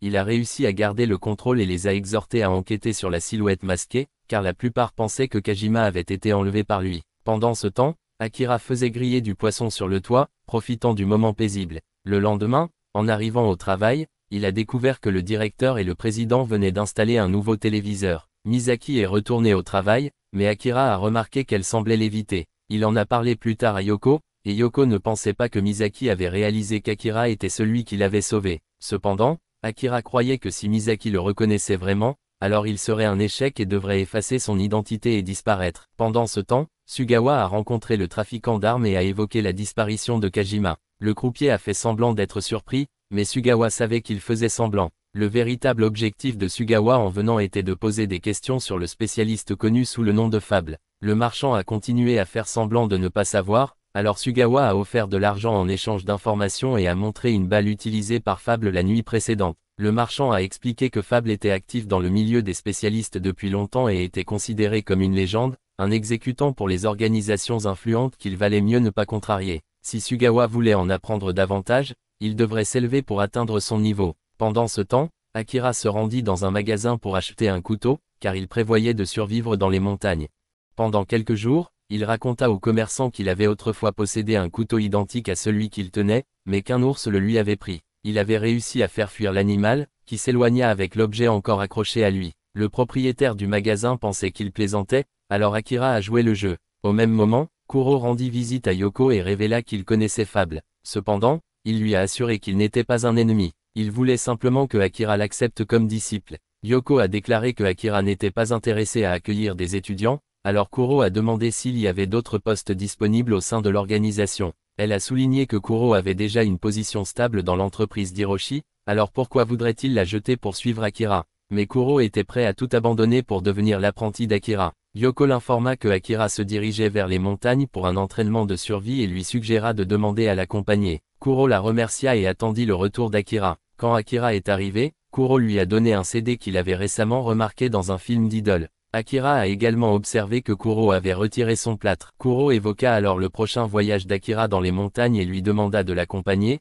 lui assurant qu'il ne serait pas un fardeau et qu'il agirait seul si nécessaire. Akira accepta, mais lui recommanda formellement de ne pas jeter de détritus dans les montagnes. Il a ensuite parlé de sa décision à Yoko, et Yoko a dit que ce n'était pas grave, que Kuro ne pourrait pas le suivre de toute façon. Une fois que Kuro se rendrait compte de l'énorme différence de compétences, il abandonnerait probablement. Yoko a ensuite mentionné que le patron avait envoyé quelque chose pour Akira et lui a demandé s'il voulait manger sa cuisine. Akira accepta, mais voyant que la nourriture était chaude, il demanda à Yoko de la refroidir pour lui car sa langue était sensible. Il a expliqué que lors de ses expériences de survie passées, il avait une fois mangé quelque chose toxique et avait été paralysé pendant 3 jours. Depuis lors, sa langue est devenue très sensible, ce qui l'aide à faire la distinction entre les aliments sûrs et les aliments dangereux. Pendant ce temps, le réalisateur était frustré que Akira ait volé ces images cachées de Misaki. Il ne pouvait pas comprendre comment Akira avait découvert son espionnage ou comment les Yakuza avaient traité Misaki. Plus tard, Misaki est venu de manière inattendue chez Yoko pour lui rendre des vêtements, mais Yoko l'a tiré à l'intérieur pour discuter. Elle a mentionné le fossé qui s'était creusé entre Misaki et Akira, avant de lui présenter les croquis qu'il avait réalisés, une allusion discrète à cet incident embarrassant qu'ils partageaient. Au même moment, Akira vérifiait ce que le patron lui avait envoyé lorsqu'elle l'appela soudainement. Elle a informé Akira qu'il avait été libéré de l'hôpital et a mentionné que son patron était venu le voir. Il a également demandé si Akira prévoyait toujours de retourner au travail après 1 an. Akira a confirmé qu'il l'avait fait parce qu'il n'était fait pour rien d'autre. Le lendemain, Kuro a rencontré Akira pour revoir l'itinéraire du voyage en montagne. Tôt le lendemain matin, Yoko les conduisit à la montagne. En sortant de la voiture, Akira remarqua que Kuro avait emporté une quantité excessive de matériel, donnant l'impression qu'il partait en camping plutôt qu'en mission de survie. Akira n'emportait que quelques affaires essentielles, alors Kuro voulut l'imiter, mais Yoko fit remarquer que Akira était morphologiquement différent et que Kuro ne devait pas essayer de le copier. Elle a ensuite demandé à Akira de choisir les objets nécessaires pour assurer la survie de Kuro dans la forêt, il a donc sélectionné suffisamment d'équipements pour que Kuro puisse le transporter. Ceci étant dit, ils entrèrent officiellement dans la forêt. Akira dit à Yoko que s'il ne revenait pas dans 3 jours, elle pourrait partir comme elle le souhaitait. Alors qu'il s'enfonçait plus profondément dans les bois, Kuro se fatigua bientôt. Akira a expliqué que marcher dans la forêt était beaucoup plus épuisant que marcher en ville, sans compter qu'il savait que Kuro avait retiré son plâtre trop tôt. Pour l'aider, Akira fabriqua une canne temporaire pour Kuro. Plus tard, ils rencontrèrent un sanglier. Akira remarqua qu'un sanglier de cette taille pouvait encore les blesser, alors il choisit un autre chemin plutôt que de l'affronter. Cependant, en changeant de chemin, ils tombèrent sur un serpent. Akira l'attrapa rapidement et le plaqua contre un arbre, s'assurant ainsi leur dîner. Kuro fut surpris d'avoir supposé qu'il chercherait des plantes comestibles, mais Akira lui rappela qu'il s'agissait de survie, pas d'un voyage de camping. Ils mangeaient tout ce qui était disponible. Finalement, ils atteignirent une rivière, qui leur servirait de base pour les prochains jours. Akira était légèrement impressionné que Kuro ait réussi à suivre malgré sa blessure à la jambe, même s'il savait qu'il aurait pu arriver beaucoup plus tôt s'il avait été seul.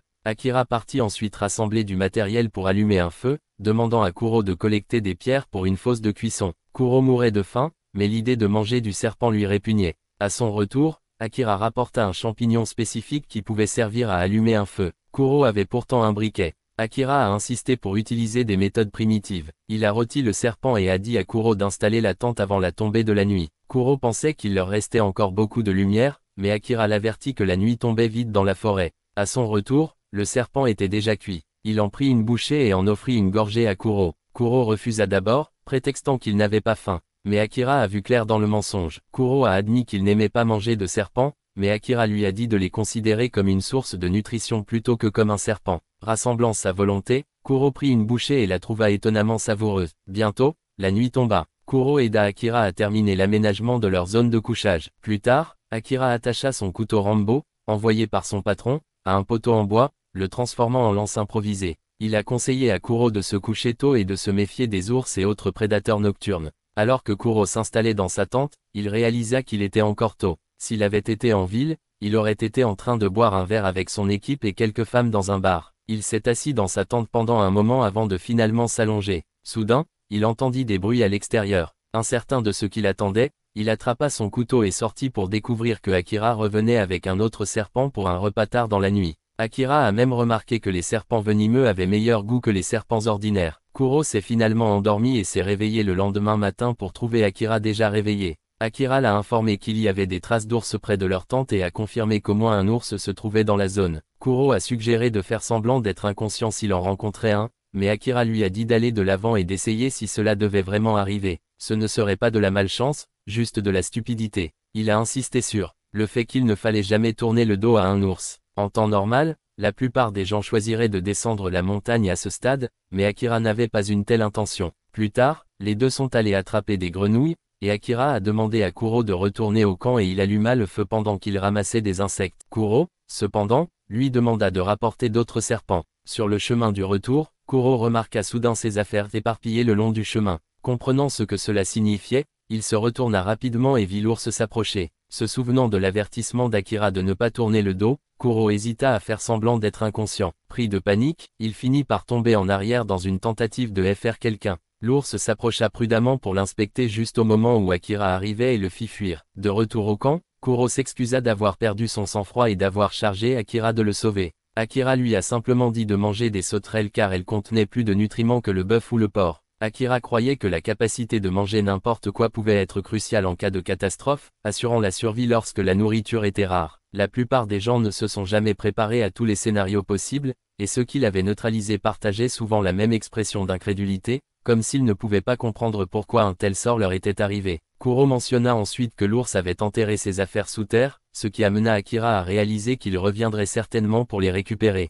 Kuro affirmait que les objets lui appartenaient, mais du point de vue de l'ours, ce n'était pas le cas. Cependant, lui jeter son sac à dos n'était pas une option. Cela lui ferait perdre tout respect pour les humains, ce qui l'amènerait à devenir plus agressif envers les autres animaux. Il fallait donc lui apprendre que les humains étaient terrifiants. Cela dit, certains ours n'avaient peur de rien. Akira a ensuite demandé à Kuro quelques-uns de ses cheveux, expliquant que les brûler serait un excellent moyen d'attirer les serpents. Après avoir coupé les cheveux de Kuro de manière absurde, il a réussi à trouver un serpent juste sous la tente de Kuro. Pendant ce temps, Yoko a contacté Yuki, organisant une rencontre dans un bar ce soir-là. De retour dans la forêt, Kuro remarqua Akira extraire du venin du serpent, prévoyant de l'utiliser pour éloigner l'ours. La quantité de venin qu'il a collecté serait suffisante pour faire souffrir énormément l'ours, lui apprenant à craindre les humains et à rester à l'écart. Plus tard, Kuro regarda Akira préparer le serpent pour le manger, devenant intrigué lorsqu'il réalisa que les serpents venimeux étaient en effet délicieux. Pendant ce temps, Yoko envisageait de mener un jeu troublant avec Yuki,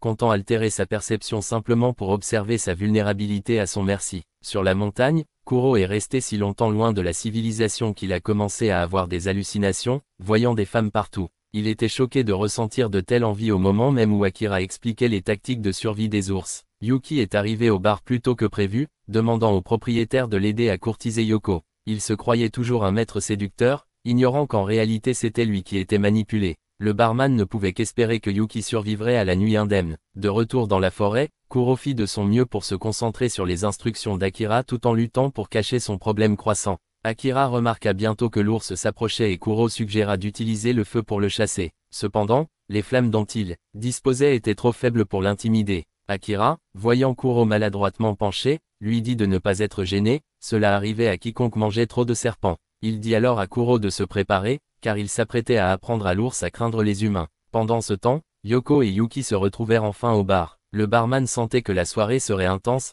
car tous deux étaient des manipulateurs chevronnés, qui prospéraient grâce à la tromperie. Ils étaient redoutables et difficiles à gérer. D'abord, il y avait Yuki, le coureur de jupons le plus éhonté que le bar ait jamais vu. Le barman avait vu d'innombrables femmes pleurer à cause de lui. Puis il y avait Yoko, une mystérieuse nouvelle venue au charme irrésistible qui captivait les hommes. Yoko frappa la première, feignant une faible tolérance à l'alcool et s'excusant d'avance si elle disait une bêtise. Yuki commanda ensuite des boissons pour eux deux, faisant signe au barman de lui préparer un cocktail fort comme d'habitude, mais avec un taux d'alcool ajusté pour le rendre plus résistant à l'intoxication. Cependant, le barman a décidé de jouer franc jeu, en s'assurant que les deux boissons aient la même teneur en alcool. Pendant ce temps, Akira enduit son couteau de venin de serpent en préparation du combat. Yoko, pleinement consciente que Yuki était un joueur chevronné, était ravie de le transformer en son jouet personnel. Elle a continué à faire semblant d'être timide, attirant Yuki vers elle. Complètement séduit, Yuki était convaincu qu'il emmènerait Yoko dans un hôtel ce soir-là. Le barman les observait alors qu'ils se testaient continuellement.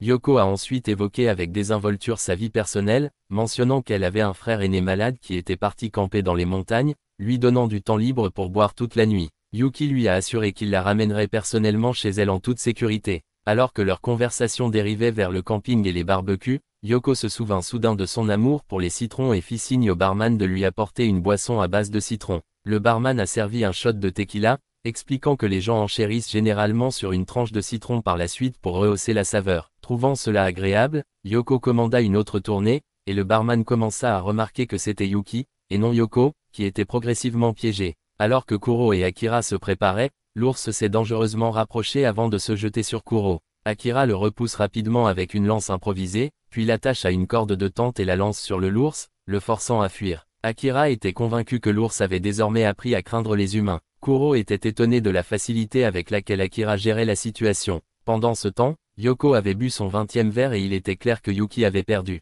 Yuki dut bientôt s'enfuir pour vomir, comme Hachi l'avait fait autrefois. Yoko retourna au bar, retrouvant l'état pathétique de relâche Yuki, titubant dehors à la recherche de soutien. Yuki s'est effondré sur le sol, ce qui a incité le barman à appeler une ambulance. Cependant, Yuki entendit cela et refusa obstinément de laisser Yoko partir. Dans son état d'ivresse, il lança toutes les pensées embarrassantes qui lui passaient par la tête, au grand amusement de Yoko. Elle lui a ensuite tendu un autre verre, prétendant trompeusement que c'était de l'eau. Yuki l'a repoussé, pour finalement souffrir à nouveau d'une intoxication alcoolique. Alors que Yoko partait, le barman resta incrédule, jamais il n'aurait pensé que le célèbre playboy Yuki serait un jour confronté à une défaite aussi humiliante. Le lendemain matin, Yoko monta à la montagne pour récupérer Akira et Kuro. En descendant, Kuro fut piqué par une abeille, ce qui lui fit gonfler le nez. Sur le chemin du retour, ils tombèrent sur une agence de détectives. À l'intérieur, une vieille femme riche cherchait des documents sur des accidents passés dans un parc d'attractions pour enfants. Elle avait l'intention de les présenter au conseil municipal pour obtenir de meilleures mesures de sécurité. Cependant,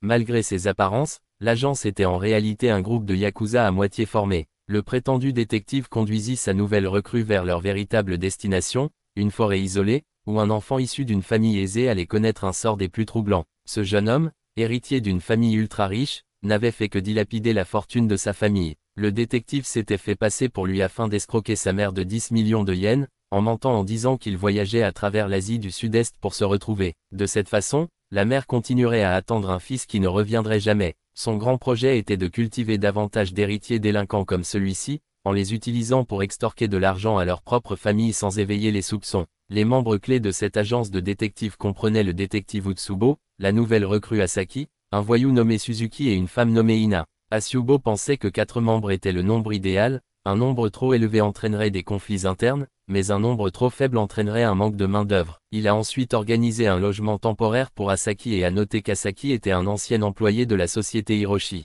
Atsubo a demandé à Suzuki de s'occuper d'Asaki s'il montrait des signes de déloyauté. De plus, Atsubo était au courant de l'existence de Fable et avait déjà rassemblé des informations importantes sur lui. Il a déclaré que s'il croisait un jour le chemin de Fable, il mènerait des enquêtes approfondies avant d'agir. Pendant ce temps, Akira venait de terminer une livraison et revenait. Misaki, ne sachant pas comment lui faire face en raison de son extrême indifférence, hésita à l'approcher. En sortant, Akira rencontre Ina de manière inattendue. Il s'est immédiatement rappelé l'avoir rencontrée lors d'une mission délicate il y a des années. Le remarquant, Ina se détourna rapidement et partit. Au même moment, Asaki retrouve Kuro car les deux étaient autrefois des amis proches. Asaki s'est renseigné sur l'état actuel du gang, mais Kuro a rejeté la question, déclarant qu'Asaki avait déjà quitté le gang, il n'était donc pas nécessaire de poser des questions sur les supérieurs. Pendant ce temps, Akira a décidé de prendre un repas avec Yoko. Il lui a demandé d'enquêter sur une mission sensible qu'il a réalisée il y a 4 ans. Yoko lui a suggéré de le faire lui-même, mais comme il était occupé par le travail, il le lui a laissé, sachant qu'elle n'avait rien de mieux à faire. Yoko, cependant, soupçonnait que Akira était sur le point de s'impliquer à nouveau dans une sorte de conflit. Pendant qu'il mangeait, Yoko a mis du riz dans une assiette et a remarqué que Akira ne mangeait pas. Supposant qu'il avait besoin de le refroidir, elle lui proposa de souffler dessus. Mais en réalité, Akira avait arrêté de manger parce que Yoko avait ajouté beaucoup trop de sel. Lorsqu'elle l'a goûté elle-même, elle s'est rendue compte qu'il était insupportablement salé. Asaki est ensuite retourné à l'agence, où Suzuki lui a demandé s'il avait une femme ou des enfants, ce à quoi il a répondu non. Asaki a ensuite demandé avec curiosité quel âge avait Suzuki, car il avait l'air assez jeune. Asyubo arriva bientôt, interrogeant Asaki sur son ancien gang, mais Asaki n'avait trouvé aucune information utile. Asyubo a ensuite révélé un fait surprenant malgré son apparence jeune, Suzuki avait en fait 40 ans. Asyubo a ensuite présenté le dossier de leur prochaine cible pour enquête. Il voulait qu'Asaki et Suzuki recueillent autant d'informations que possible,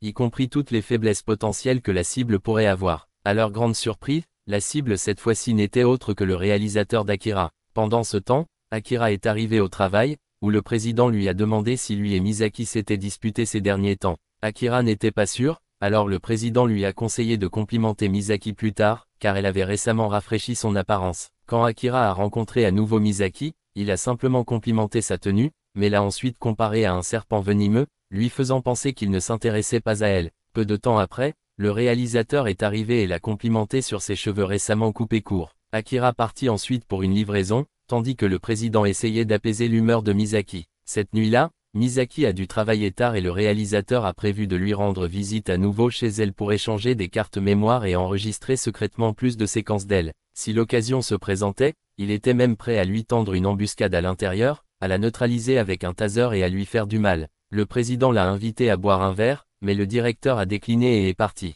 Au même moment, Akira est allé voir Yoko pour avoir des nouvelles de l'enquête. Elle se plaignait qu'il se présentait toujours quand elle cuisinait. Yoko a ensuite énuméré plusieurs incidents survenus en juin il y a 4 ans. Akira a confirmé l'un d'eux, un cas où il a neutralisé un homme à l'intérieur d'une voiture, provoquant la sortie du véhicule du parking. Un autre cas sur la liste était également de son fait. Ces deux cibles faisaient partie d'un réseau de trafic d'êtres humains. Il se souvient avoir rencontré une fille en pleurs à l'intérieur de la voiture lors de la mission, probablement une victime de l'homme qu'il avait neutralisé. La raison pour laquelle cette affaire l'intriguait était qu'il soupçonnait d'être responsable de l'accident qui avait laissé Ina handicapée. Selon Yoko, Ina était une fugueuse qui n'est jamais revenue chez elle après l'incident. Pendant ce temps, le réalisateur s'est approché furtivement de la maison de Misaki, pour découvrir qu'elle avait changé les serrures, l'empêchant d'entrer par effraction. En partant, il a accidentellement laissé tomber son taser et son ruban adhésif, ce dont Isaki a été témoin. Après avoir évalué la situation, Isaki s'est rendu compte que le réalisateur visait Misaki et l'a signalé à Atsubo. Atsubo savait que le réalisateur avait grandi dans une immense richesse, habitué à obtenir tout ce qu'il voulait. Cependant, un incident passé avait brisé cette illusion, le transformant en un harceleur obsessionnel. Comme le réalisateur avait déjà vu le visage d'Atsaki, Atsubo a décidé d'échanger leur rôle, chargeant Suzuki de gérer l'affaire à sa place. Cependant, Atsaki n'était pas sûr de l'endroit où se trouvait Suzuki à ce moment-là. Pendant ce temps, Suzuki avait recherché 2 spécialistes travaillant pour Sugawa pour échanger des informations sur Fable. Cependant, la discussion a rapidement dégénéré en conflit. Suzuki engagea le combat en prenant l'initiative face au premier adversaire, utilisant son corps comme bouclier pour coincer l'autre. En réponse, le deuxième spécialiste a tiré sur son propre partenaire blessé à la jambe, le faisant s'effondrer. Alors qu'il tentait d'échapper au feu de Suzuki et de contre-attaquer, Suzuki a décoché un autre coup, le faisant tomber rapidement. Après avoir affronté sans effort les 2 ennemis, Suzuki a remarqué qu'une caméra de surveillance levait son verre en guise de toast et partait nonchalamment. Ailleurs, Akira a rencontré de manière inattendue Ina dans une aire de jeu, toujours en cours de rééducation. Il a discuté avec elle pendant un moment et, d'après ses observations, il a cru qu'elle pourrait bientôt remarcher si elle restait assidue dans son entraînement. Sugawa a appris plus tard que Suzuki avait neutralisé ses 2 subordonnés, mais resta indifférent, car il avait déjà prévu de s'en débarrasser. Il a également décidé d'arrêter d'enquêter davantage sur Fable, ne voulant pas d'ennuis inutiles. Pendant ce temps, Akira montrait au président et à Misaki certains de ses dessins récents. L'œuvre d'art les a fait rire de manière incontrôlable, mettant en lumière l'humeur de Misaki, même si le réalisateur était loin d'être content. Sur le chemin du retour, le réalisateur était furieux de la façon dont Akira avait réussi à faire sourire Misaki. Confiant dans ses compétences en arts martiaux, il décide d'affronter Akira dans un combat pour évacuer sa frustration. Au même moment, Suzuki remarqua que Ina rentrait chez elle de mauvaise humeur. Lorsqu'il lui a demandé ce qui la dérangeait, elle s'est plainte d'être abordée à plusieurs reprises dans son centre de réadaptation. Voulant agir comme un grand frère, Suzuki a demandé une description de la personne qui la dérangeait afin qu'il puisse s'en occuper. L'homme est alors parti à la recherche d'Akira et l'a trouvé sur le terrain de jeu, attendant Ina. Il a exigé que Akira reste loin d'Ina et l'a même traité de pervers. Après avoir donné un coup de pied à Akira une fois, il s'est éloigné, laissant Akira se demander pourquoi le simple fait de montrer de l'intérêt pour les autres le ferait insulter. Pendant ce temps, Atsubo et Asaki ont visité la maison de Misaki et ont évoqué le récent problème des caméras cachées. Ils lui ont proposé de vérifier sa maison gratuitement et elle les a conduits dans sa chambre pour inspection. Tous deux ont rapidement compris pourquoi le réalisateur était obsédé par elle. Elle était beaucoup trop négligente. Misaki est ensuite sortie pour informer son patron qu'elle serait en retard, tandis que Akira est allé manger chez Yoko. Akira a demandé à Yoko si Ina avait des frères et sœurs et elle a répondu non. Cela surprit Akira car il venait de recevoir un coup de pied d'un homme prétendant être le frère de Ina. Quelqu'un qui lui ressemblait étrangement, un professionnel des missions discrètes. Pendant ce temps, Atsubo a trouvé la caméra cachée du réalisateur et a demandé la permission de vérifier également la salle de bain de Misaki. Après avoir rassemblé suffisamment de preuves, il a conclu que le directeur avait une gestion des risques désastreuse. Il a ensuite demandé à Ina de trouver une location à proximité, car il surveillerait le lieu de travail du directeur pendant une semaine. Le lendemain, Atsubo quitta la maison et dit à Asaki que l'association des femmes voulait installer des mesures de sécurité supplémentaires sur le terrain de jeu. Atsubo pensait que les parents surprotecteurs rendaient les enfants faibles et vulnérables, ce qui, à son tour, lui fournissait davantage de cibles. Bien que la force physique puisse être entraînée, un état d'esprit fragile causé par un abri excessif était différent, et c'était ce qu'il visait. Pendant ce temps, Akira est arrivé au travail, où le président lui a demandé de concevoir un dépliant de Noël. Étant donné que le design précédent sur le thème du zoo était populaire auprès des clients, il souhaitait qu'il continue dans le même style. Cependant, Akira n'avait aucune idée de ce qu'était le Père Noël ou les reines puisqu'il ne les avait jamais vus auparavant. Le président lui a promis une augmentation, alors il a accepté d'examiner la question. Le réalisateur, de plus en plus irrité par Akira, prévoyait de l'attaquer après le travail. Si Akira disparaissait, ses caméras cachées resteraient inconnues et il pourrait continuer à pénétrer dans la maison de Misaki. Ce soir-là, il attendait sur le terrain de jeu que Akira fréquentait souvent et se préparait à frapper, mais Akira le remarqua, le forçant à fuir. Plus tard dans la nuit, Akira réfléchit au Père Noël et essaya de le dessiner. Il s'est demandé qui était vraiment le Père Noël, pourquoi il distribuait des cadeaux la veille de Noël et pourquoi il conduisait un traîneau tiré par des rennes. Pendant ce temps, le président s'est rendu dans un bar et a raconté au propriétaire comment il avait embauché Akira. Il lui a également montré les dessins d'Akira pour l'aider à mieux le comprendre. Au même moment, Akira rendit visite à Yoko et lui demanda si elle avait des souvenirs du Père Noël. Elle a dit qu'elle avait l'habitude de rencontrer le Père Noël chaque année parce qu'elle recevait toujours des cadeaux la veille de Noël. Cependant, à l'âge de 10 ans, elle a réalisé que le Père Noël était en fait sa mère, mais elle a fait semblant de ne pas le remarquer. Sa mère semblait comprendre mais jouait aussi le jeu. Cela a continué jusqu'à l'incendie qui lui a tout pris. Elle a ensuite accusé Akira de lui avoir rappelé des souvenirs douloureux et l'a interrogé sur ses propres souvenirs du Père Noël. Akira a admis qu'il n'avait aucun souvenir de ses parents et qu'il ne se souvenait de sa vie qu'après avoir été recueilli par son patron.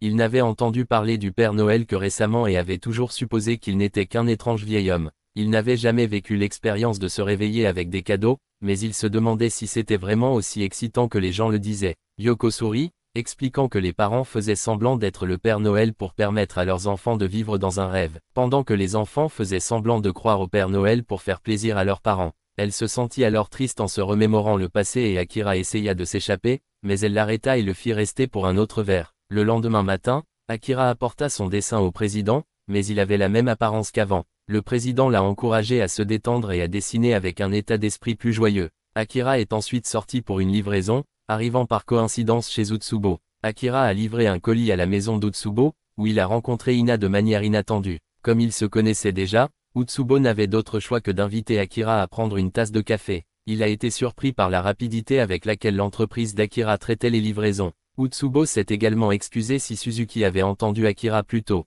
Ina semblait toujours ne pas aimer Akira, ce qui le faisait se demander pourquoi ses bonnes intentions étaient toujours mal compris comme quelque chose de pervers. Utsubo a expliqué que la société avait changé de nos jours, si quelqu'un essayait d'aider les autres, il était considéré comme un hypocrite. En buvant du café, Akira s'est brûlé la langue et a décidé de partir. Après son départ, Utsubo a admis que Akira était vraiment une bonne personne, bien qu'un peu lent d'esprit. Il se demandait comment Akira réagirait une fois que le réalisateur et Misaki auraient soudainement disparu. Plus tard, Akira est retourné chez Yoko pour un repas gratuit. Il a mentionné qu'il y avait 3 coupables impliqués dans l'affaire Ina il y a des années. Il s'était déjà occupé de 2 d'entre eux, et maintenant, il avait rencontré le dernier, Utsubo. Cependant, il n'était pas sûr de la façon dont Utsubo, Ina et Suzuki étaient tous connectés. Yoko l'a averti d'arrêter de creuser plus profondément. Pendant ce temps, Suzuki discutait de plans avec Utsubo. Ils ont parlé de Fable, et Suzuki croyait qu'une fois que quelqu'un était ciblé par Fable, leur sort était pratiquement scellé, à l'exception d'Utsubo.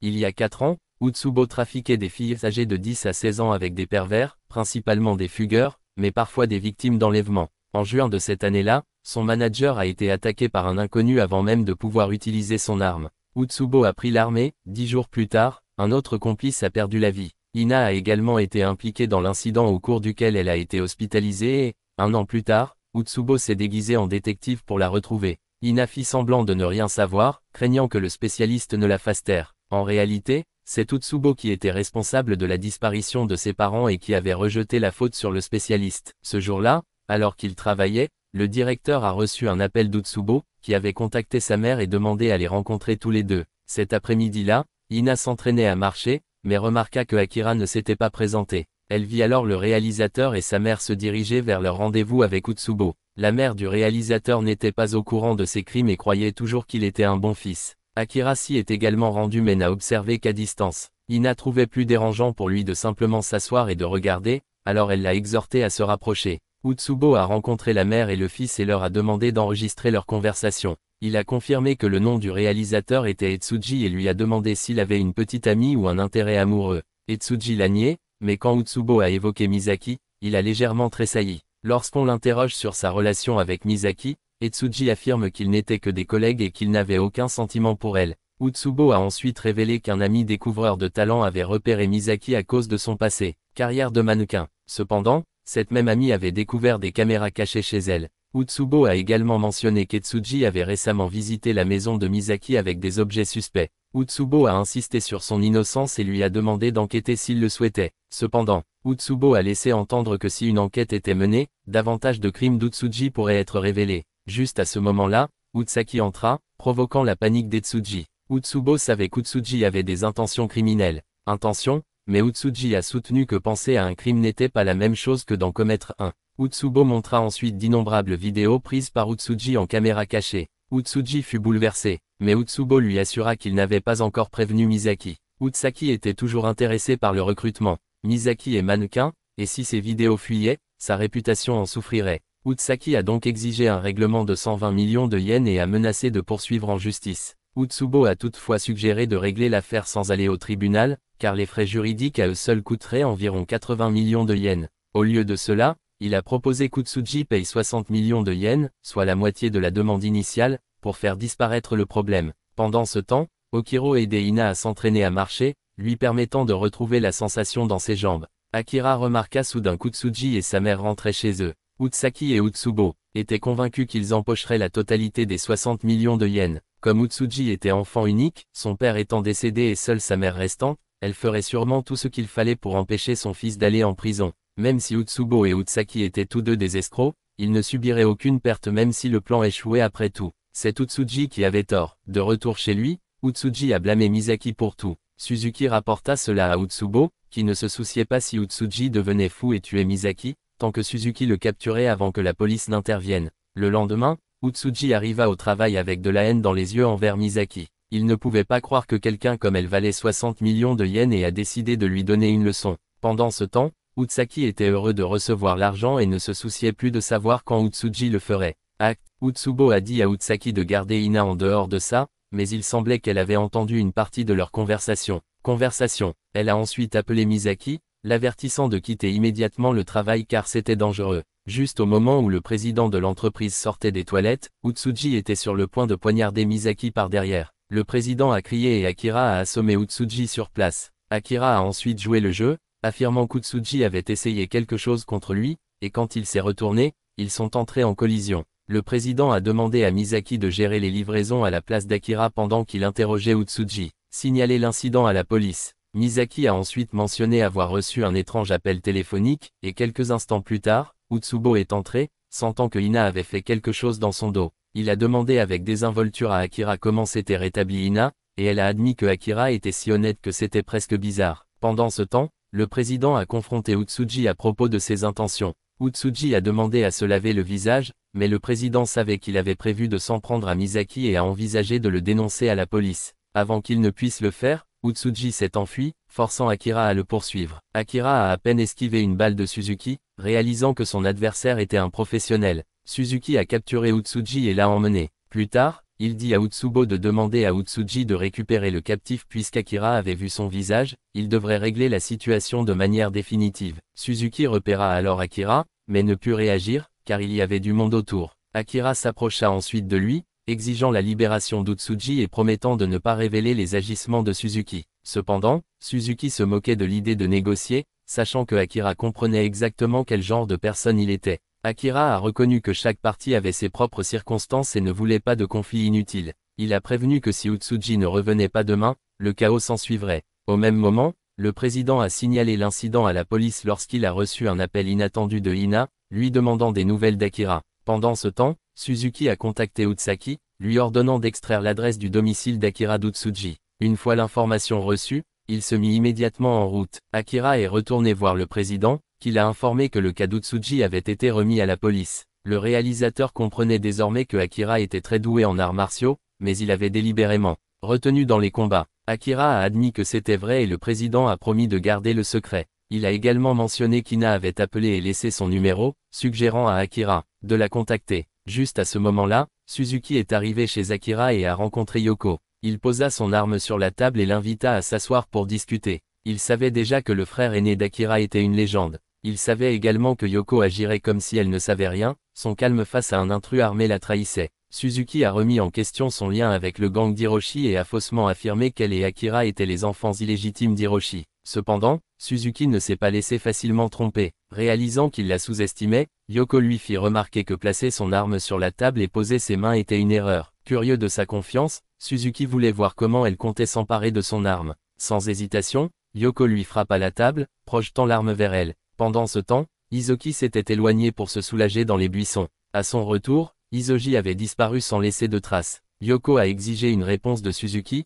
mais il lui a dit de tirer si elle le voulait, il n'avait pas peur. Il a reconnu ses compétences mais a souligné qu'elle n'avait jamais ôté la vie de personne auparavant. En tant que spécialiste chevronné, il pouvait sentir la présence de ceux qui avaient causé la perte d'autrui. Yoko remit l'arme sur la table, choisissant de gérer les choses à sa manière. Suzuki a prévenu que la marmite était sur le point de déborder, mais Yoko était sûre qu'elle pourrait finir de s'occuper de lui et éteindre le feu à temps. Suzuki a soudainement claqué la table, mais Yoko a rapidement bloqué son couteau et l'a frappé au cou, le rendant inconscient avant d'éteindre le poêle. Quand Akira est rentré chez lui, il y a trouvé Suzuki. Pendant ce temps, Yoko était ivre et lui a dit de gérer la situation lui-même. Suzuki a réalisé que Akira s'était impliqué avec Hina parce qu'ils s'étaient déjà rencontrés. Juste au moment où Suzuki était sur le point de prononcer le nom de Fable, Akira l'interrompit, exigeant qu'il garde la bouche fermée et rende Isoji. Comme garder Isoji en vie ne leur coûterait rien, il n'y avait aucune raison de ne pas s'y conformer. S'il craignait qu'Isoji ne s'en prenne à Misaki, Akira prendrait la responsabilité de la protéger.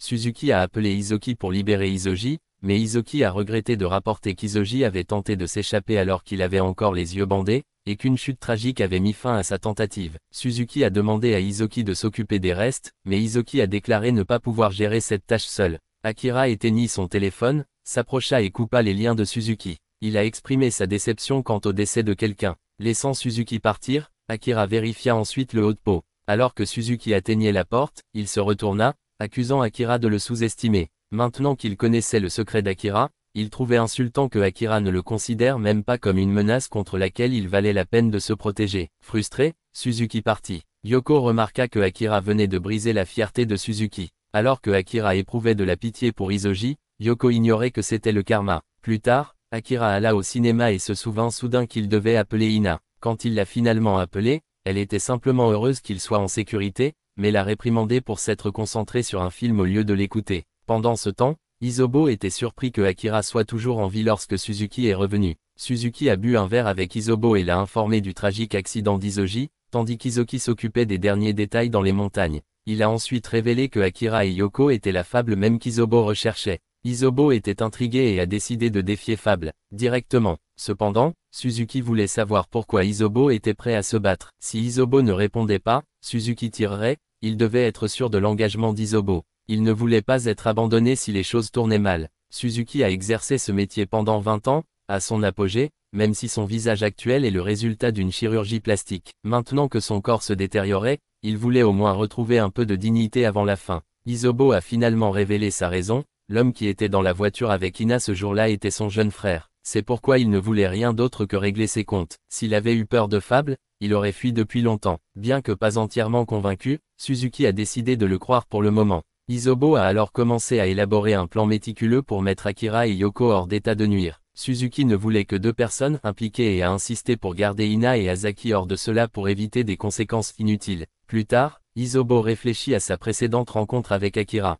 Il était certain que Akira l'avait reconnu, mais avait parfaitement caché son intention, une capacité terrifiante. Cette nuit-là, Ina rêva qu'elle pouvait enfin se lever et marcher vers Akira, mais qu'il était soudainement abattu. Le lendemain, le président de l'entreprise est venu personnellement chercher Misaki au travail et lui a proposé de la raccompagner chez elle plus tard. Elle s'inquiétait pour Akira, mais le président la rassura en lui disant qu'il s'en sortirait. Pendant ce temps, Isobo remarqua que Akira attendait souvent Ina au parc. Il a ensuite ramené des provisions à Suzuki, puis s'est réveillé et l'a envoyé prendre une douche pour qu'il puisse planifier en toute tranquillité. Isobo s'était lourdement équipé pour cette confrontation et plusieurs autres outils, tous prêts pour l'apparition de Fable. Cependant, ils avaient besoin d'une stratégie contre Akira, sachant qu'ils perdraient dans une confrontation directe. Ils n'ont plus élaboré que 3 plans de secours, car si tous les 3 échouaient, leur survie serait de toute façon compromise. Suzuki a souligné que les spécialistes étaient désavantagés lorsqu'ils devaient protéger quelqu'un. Il a ensuite proposé une solution, enlever Misaki. Isobo considérait Ina comme une cible plus viable que Misaki, car elle serait plus facile à manipuler. De plus, il avait déjà prévu de la jeter.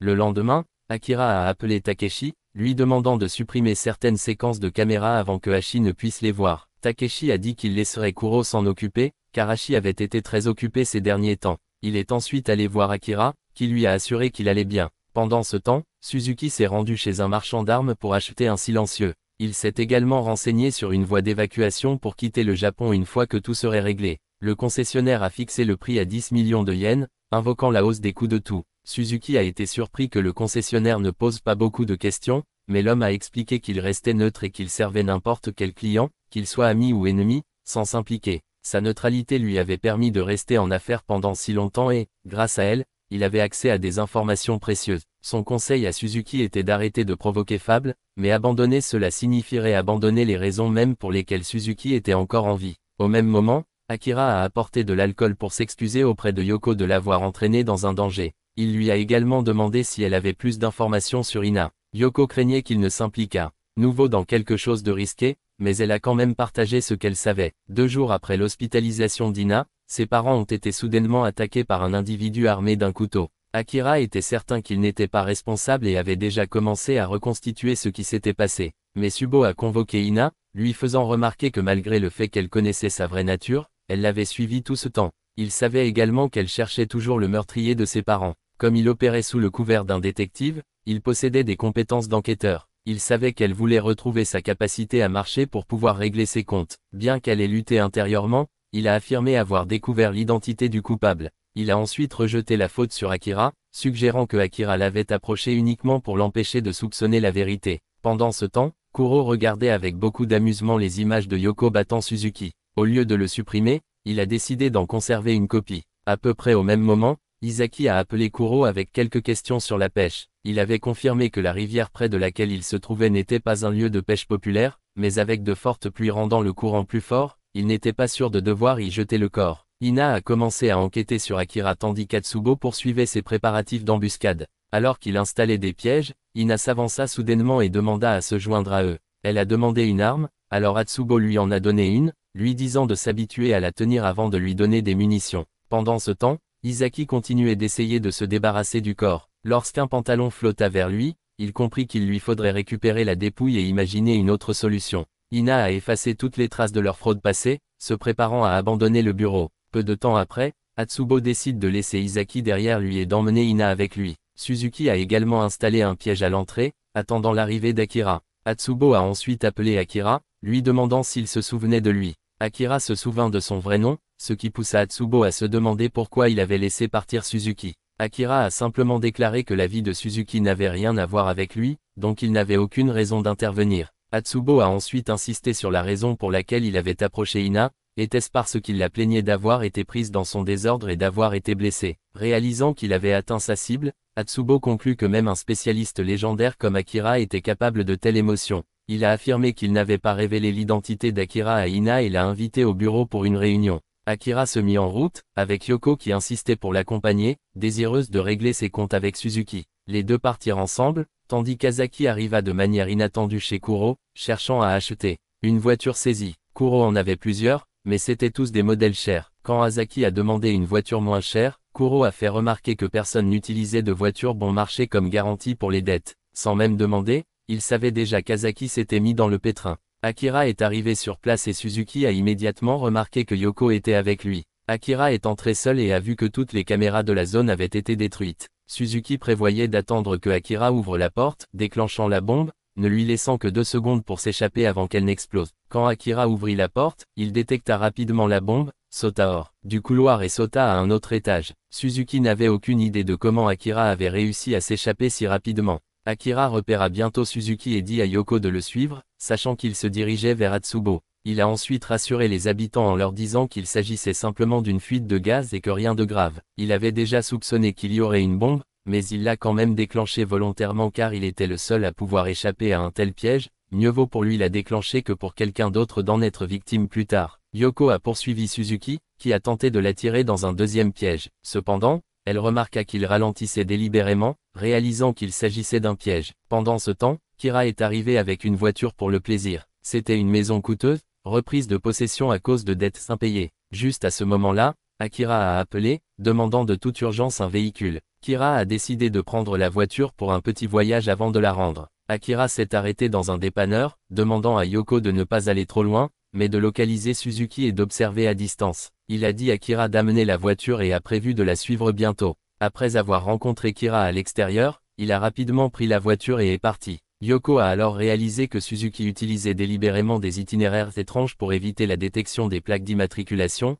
essayant probablement de ne laisser aucune preuve derrière lui. Akira décida de suivre le même chemin et avertit une fois de plus Yoko de ne pas trop s'avancer. Il interrogea ensuite Kira sur le col que Yoko approchait. Kira mentionna que c'était autrefois un lieu de course de rue, mais il n'était pas sûr de son état actuel. Akira demanda à Yoko de s'arrêter et d'observer, puis étudia un instant la carte de Kira, mémorisant l'itinéraire. Bien qu'il n'ait pas la mémoire exceptionnelle de Yoko, il se souvenait parfaitement des détails à court terme. Passant en mode haute vitesse, il accéléra vers sa destination. Yoko vit soudain Suzuki foncer sur la route et lancer quelque chose, le prenant pour une bombe. Instinctivement, elle sauta hors de son véhicule, mais il la saisit rapidement par derrière. Sachant qu'elle avait été traumatisée par une précédente explosion, il avait délibérément utilisé sa peur contre elle. Il l'a ensuite forcée à se débarrasser de son téléphone et de sa radio, lui indiquant de progresser avec précaution. Akira a appelé Yoko, mais lorsqu'elle n'a pas répondu, il a immédiatement réalisé qu'elle avait été capturée. Lui et Kira ont accéléré.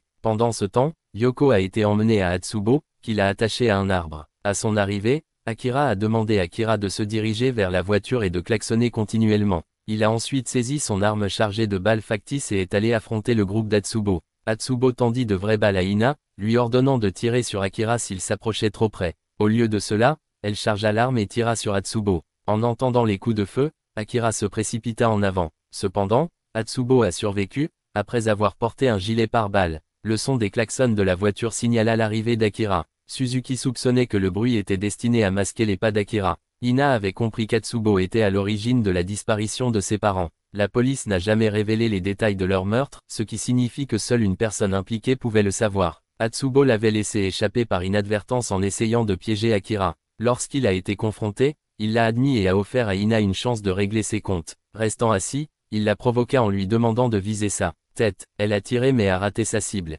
Atsubo n'arrêtait pas de la narguer, impatient de voir comment elle parviendrait à lui tirer dessus. Déterminée, elle se leva et s'avança, mais Suzuki la prévint soudain d'arrêter. Elle venait de marcher sur une mine. Si elle levait le pied, elle serait pulvérisée. La mine avait été initialement installée comme un piège pour Akira. Yoko a supplié Suzuki d'aider Ina, sachant que Akira ne lui ferait pas de mal. Mais Suzuki hésitait, incertain de pouvoir lui faire confiance. Atsubo a ensuite expliqué que la mine était de qualité militaire. Au mieux, Ina ne perdrait que ses jambes. Si elle avait de la chance, elle pourrait échanger ses jambes contre sa vie. Suzuki a exhorté Atsubo à arrêter de la provoquer, réalisant que la situation devenait incontrôlable. Atsubo ne se souciait pas de perdre Ina puisqu'il avait toujours Yoko attachée. Ina, Accablé, tira un autre coup mais le manqua. Le recul la fit trébucher et Suzuki tenta de la sauver. Cependant, Akira fut plus rapide, l'attrapant avant que son pied ne se soulève de la mine. Il voulait qu'elle apprécie sa vie et lui a apporté un fauteuil roulant sur lequel elle pouvait s'appuyer. Avant qu'Atsubo ne puisse récupérer son arme,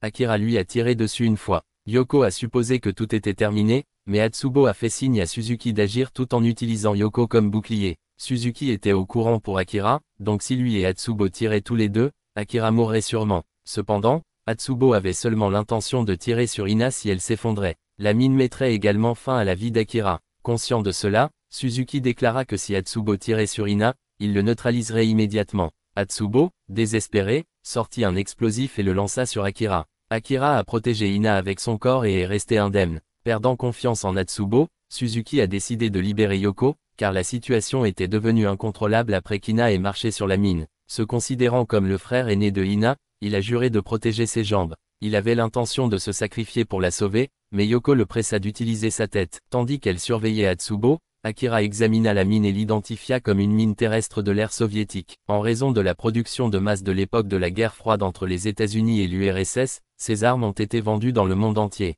La présence de telles mines en Asie est probablement due à la guerre du Vietnam et à la guerre civile cambodgienne. Même s'il n'était pas certain que la mine soit encore fonctionnelle, il ne pouvait prendre aucun risque. Akira remarqua alors une excavatrice à proximité. Suzuki a confirmé qu'il était toujours opérationnel. Yoko a récupéré un gilet pare-balles à Atsubo, tandis que Suzuki creusait autour de la mine. Akira a enveloppé la jambe de Ina dans le gilet. À son signal, il l'éloignerait tandis que Suzuki utiliserait le godet de l'excavatrice pour contenir l'explosion. Ina se souvient que Akira l'avait sauvé il y a 4 ans et qu'il le faisait à nouveau. Elle ne le blâmait plus pour son accident et lui assurait qu'il n'avait pas à se sentir coupable. Cependant, il lui avait promis qu'elle remarcherait dans 6 mois et il comptait bien tenir sa promesse. Ensemble, ils ont exécuté le plan. La mine a explosé, mais lorsque Suzuki a vérifié, Ina était indemne, seul le bout de sa chaussure était brûlé. Akira, cependant, a été blessé. Son dos saigne probablement à cause des éclats de l'explosion précédente. Malgré cela, il pouvait encore bouger ses membres, ce qui signifie que la blessure n'était pas grave. Atsubo a admis sa défaite, mais a ensuite lancé une autre bombe. Suzuki l'a abattu, mais s'est rendu compte que la goupille n'avait pas été retirée. Atsubo avait tout prévu, y compris l'ultime sacrifice. Suzuki ne savait pas comment gérer les conséquences, mais Yoko a suggéré une histoire de couverture. En tant que détective, il s'était fait de nombreux ennemis qui cherchaient à régler ses comptes. Par peur, Suzuki et Atsubo ont emmené Ina à la police et ont disparu. L'explosion de l'appartement, l'œuvre de criminels vengeurs. Suzuki trouvait l'histoire simple mais plausible, ce qui rendait difficile toute enquête plus approfondie. Akira a demandé à Ina si elle avait des parents dignes de confiance. Elle a mentionné un oncle, alors ils ont prévu de l'emmener à la police pour le contacter. Akira a ensuite appelé Kuro pour qu'il amène une voiture. Lorsque Kuro est arrivé, Azaki l'a contacté, l'exhortant à rendre le véhicule bientôt. Suzuki s'est renseigné sur le lien entre Kuro et Azaki, mais Kuro a seulement dit qu'ils se connaissaient déjà. Il a également reconnu Suzuki comme étant celui que Yoko avait battu plus tôt. Kuro a ramené Akira et Yoko chez eux. Akira pensait que c'était la fin de sa relation avec Ina.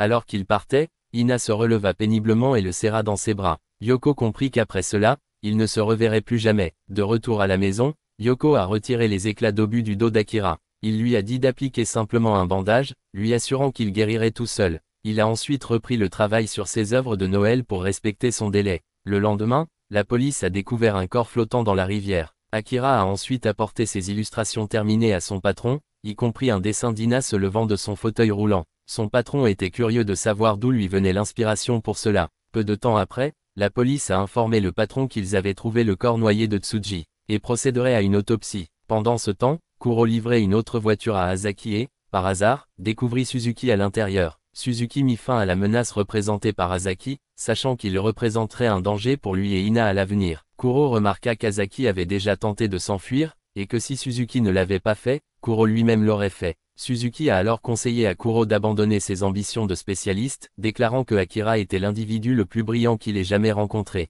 S'il y avait un tournoi pour les spécialistes, Suzuki était certain que Akira gagnerait. Suzuki a également remis à Kuro une lettre de Ina pour Akira, ainsi que 6 millions en espèces en guise de compensation et de paiement pour la voiture. Puisqu'il lui restait encore 20 millions d'Atsubo, il n'avait pas besoin de beaucoup d'argent, comme cela aurait été le cas. Contraignant s'il n'est pas déposé dans une banque. Akira remarqua que Yoko était toujours irrité d'être trompé et capturé par Suzuki. Il a fait remarquer qu'un professionnel ne dégommerait jamais une bombe devant quelqu'un d'autre s'il le faisait. Il y avait 70% de chances qu'elle soit fausse. Il était également agacé qu'Atsubo ait menti en disant à Ina qu'il n'avait pas révélé sa véritable identité, ce qui l'avait obligé à porter un masque. Ce n'est qu'en entendant la dispute dans la forêt qu'il réalisa qu'il avait été démasqué. Yoko remarqua que Akira exprimait rarement ses émotions. S'il voulait vivre une vie normale, il devait apprendre à s'exprimer comme une personne ordinaire. Elle lui a enseigné quelques techniques, mais ses tentatives d'émotion semblaient amusantes. Plus tard, Kuro est passé pour remettre la lettre de Ina et les 6 millions de Suzuki. Cependant,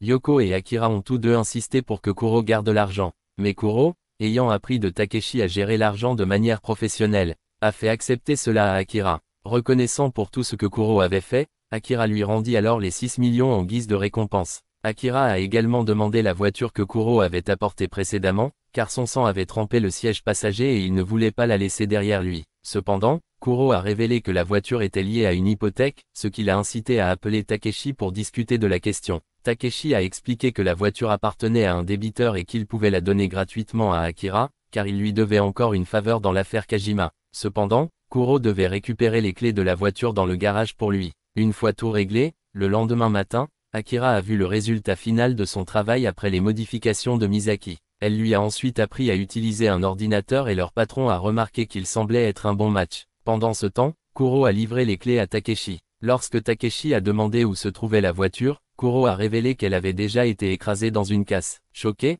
Takeshi a alors demandé pourquoi Kuro avait même pris la peine d'apporter les clés si la voiture avait disparu. Takeshi avait initialement offert à Akira la voiture blanche dans l'espoir de récupérer son véhicule bien-aimé, mais Kuro l'avait mal compris et l'avait mis au rebut. Furieux, Takeshi exige que Kuro paye lui-même la voiture blanche et se prépare à le punir pour ses actes en premier, lui infligeant une blessure sérieuse lors d'une confrontation et détruisant maintenant sa précieuse voiture. Ailleurs, le patron a demandé à Misaki et Akira quels étaient leurs projets de Noël. Comme aucun des deux n'avait de projet concret, il a décidé d'organiser une fête. Misaki a suggéré d'inviter Yoko, alors Akira est rentré chez lui pour l'informer. Yoko a accepté et a suggéré d'organiser la fête chez eux. Plus tard, le président s'est rendu dans un bar et a constaté tout ce qui s'était passé récemment. Pendant ce temps, Akira a brûlé la lettre d'Ina après l'avoir lue, suivant ses souhaits. Dans la lettre, elle admettait qu'elle le détestait autrefois, mais qu'elle ne ressentait désormais que de la gratitude. S'il n'avait pas neutralisé cet homme à l'époque, elle aurait été livrée à des individus mal intentionnés. Elle a reconnu que tout ce qui lui est arrivé résultait de sa propre rébellion, sa fuite de chez elle l'ayant conduite à ce sort. Bien qu'elle souhaitait oublier le passé,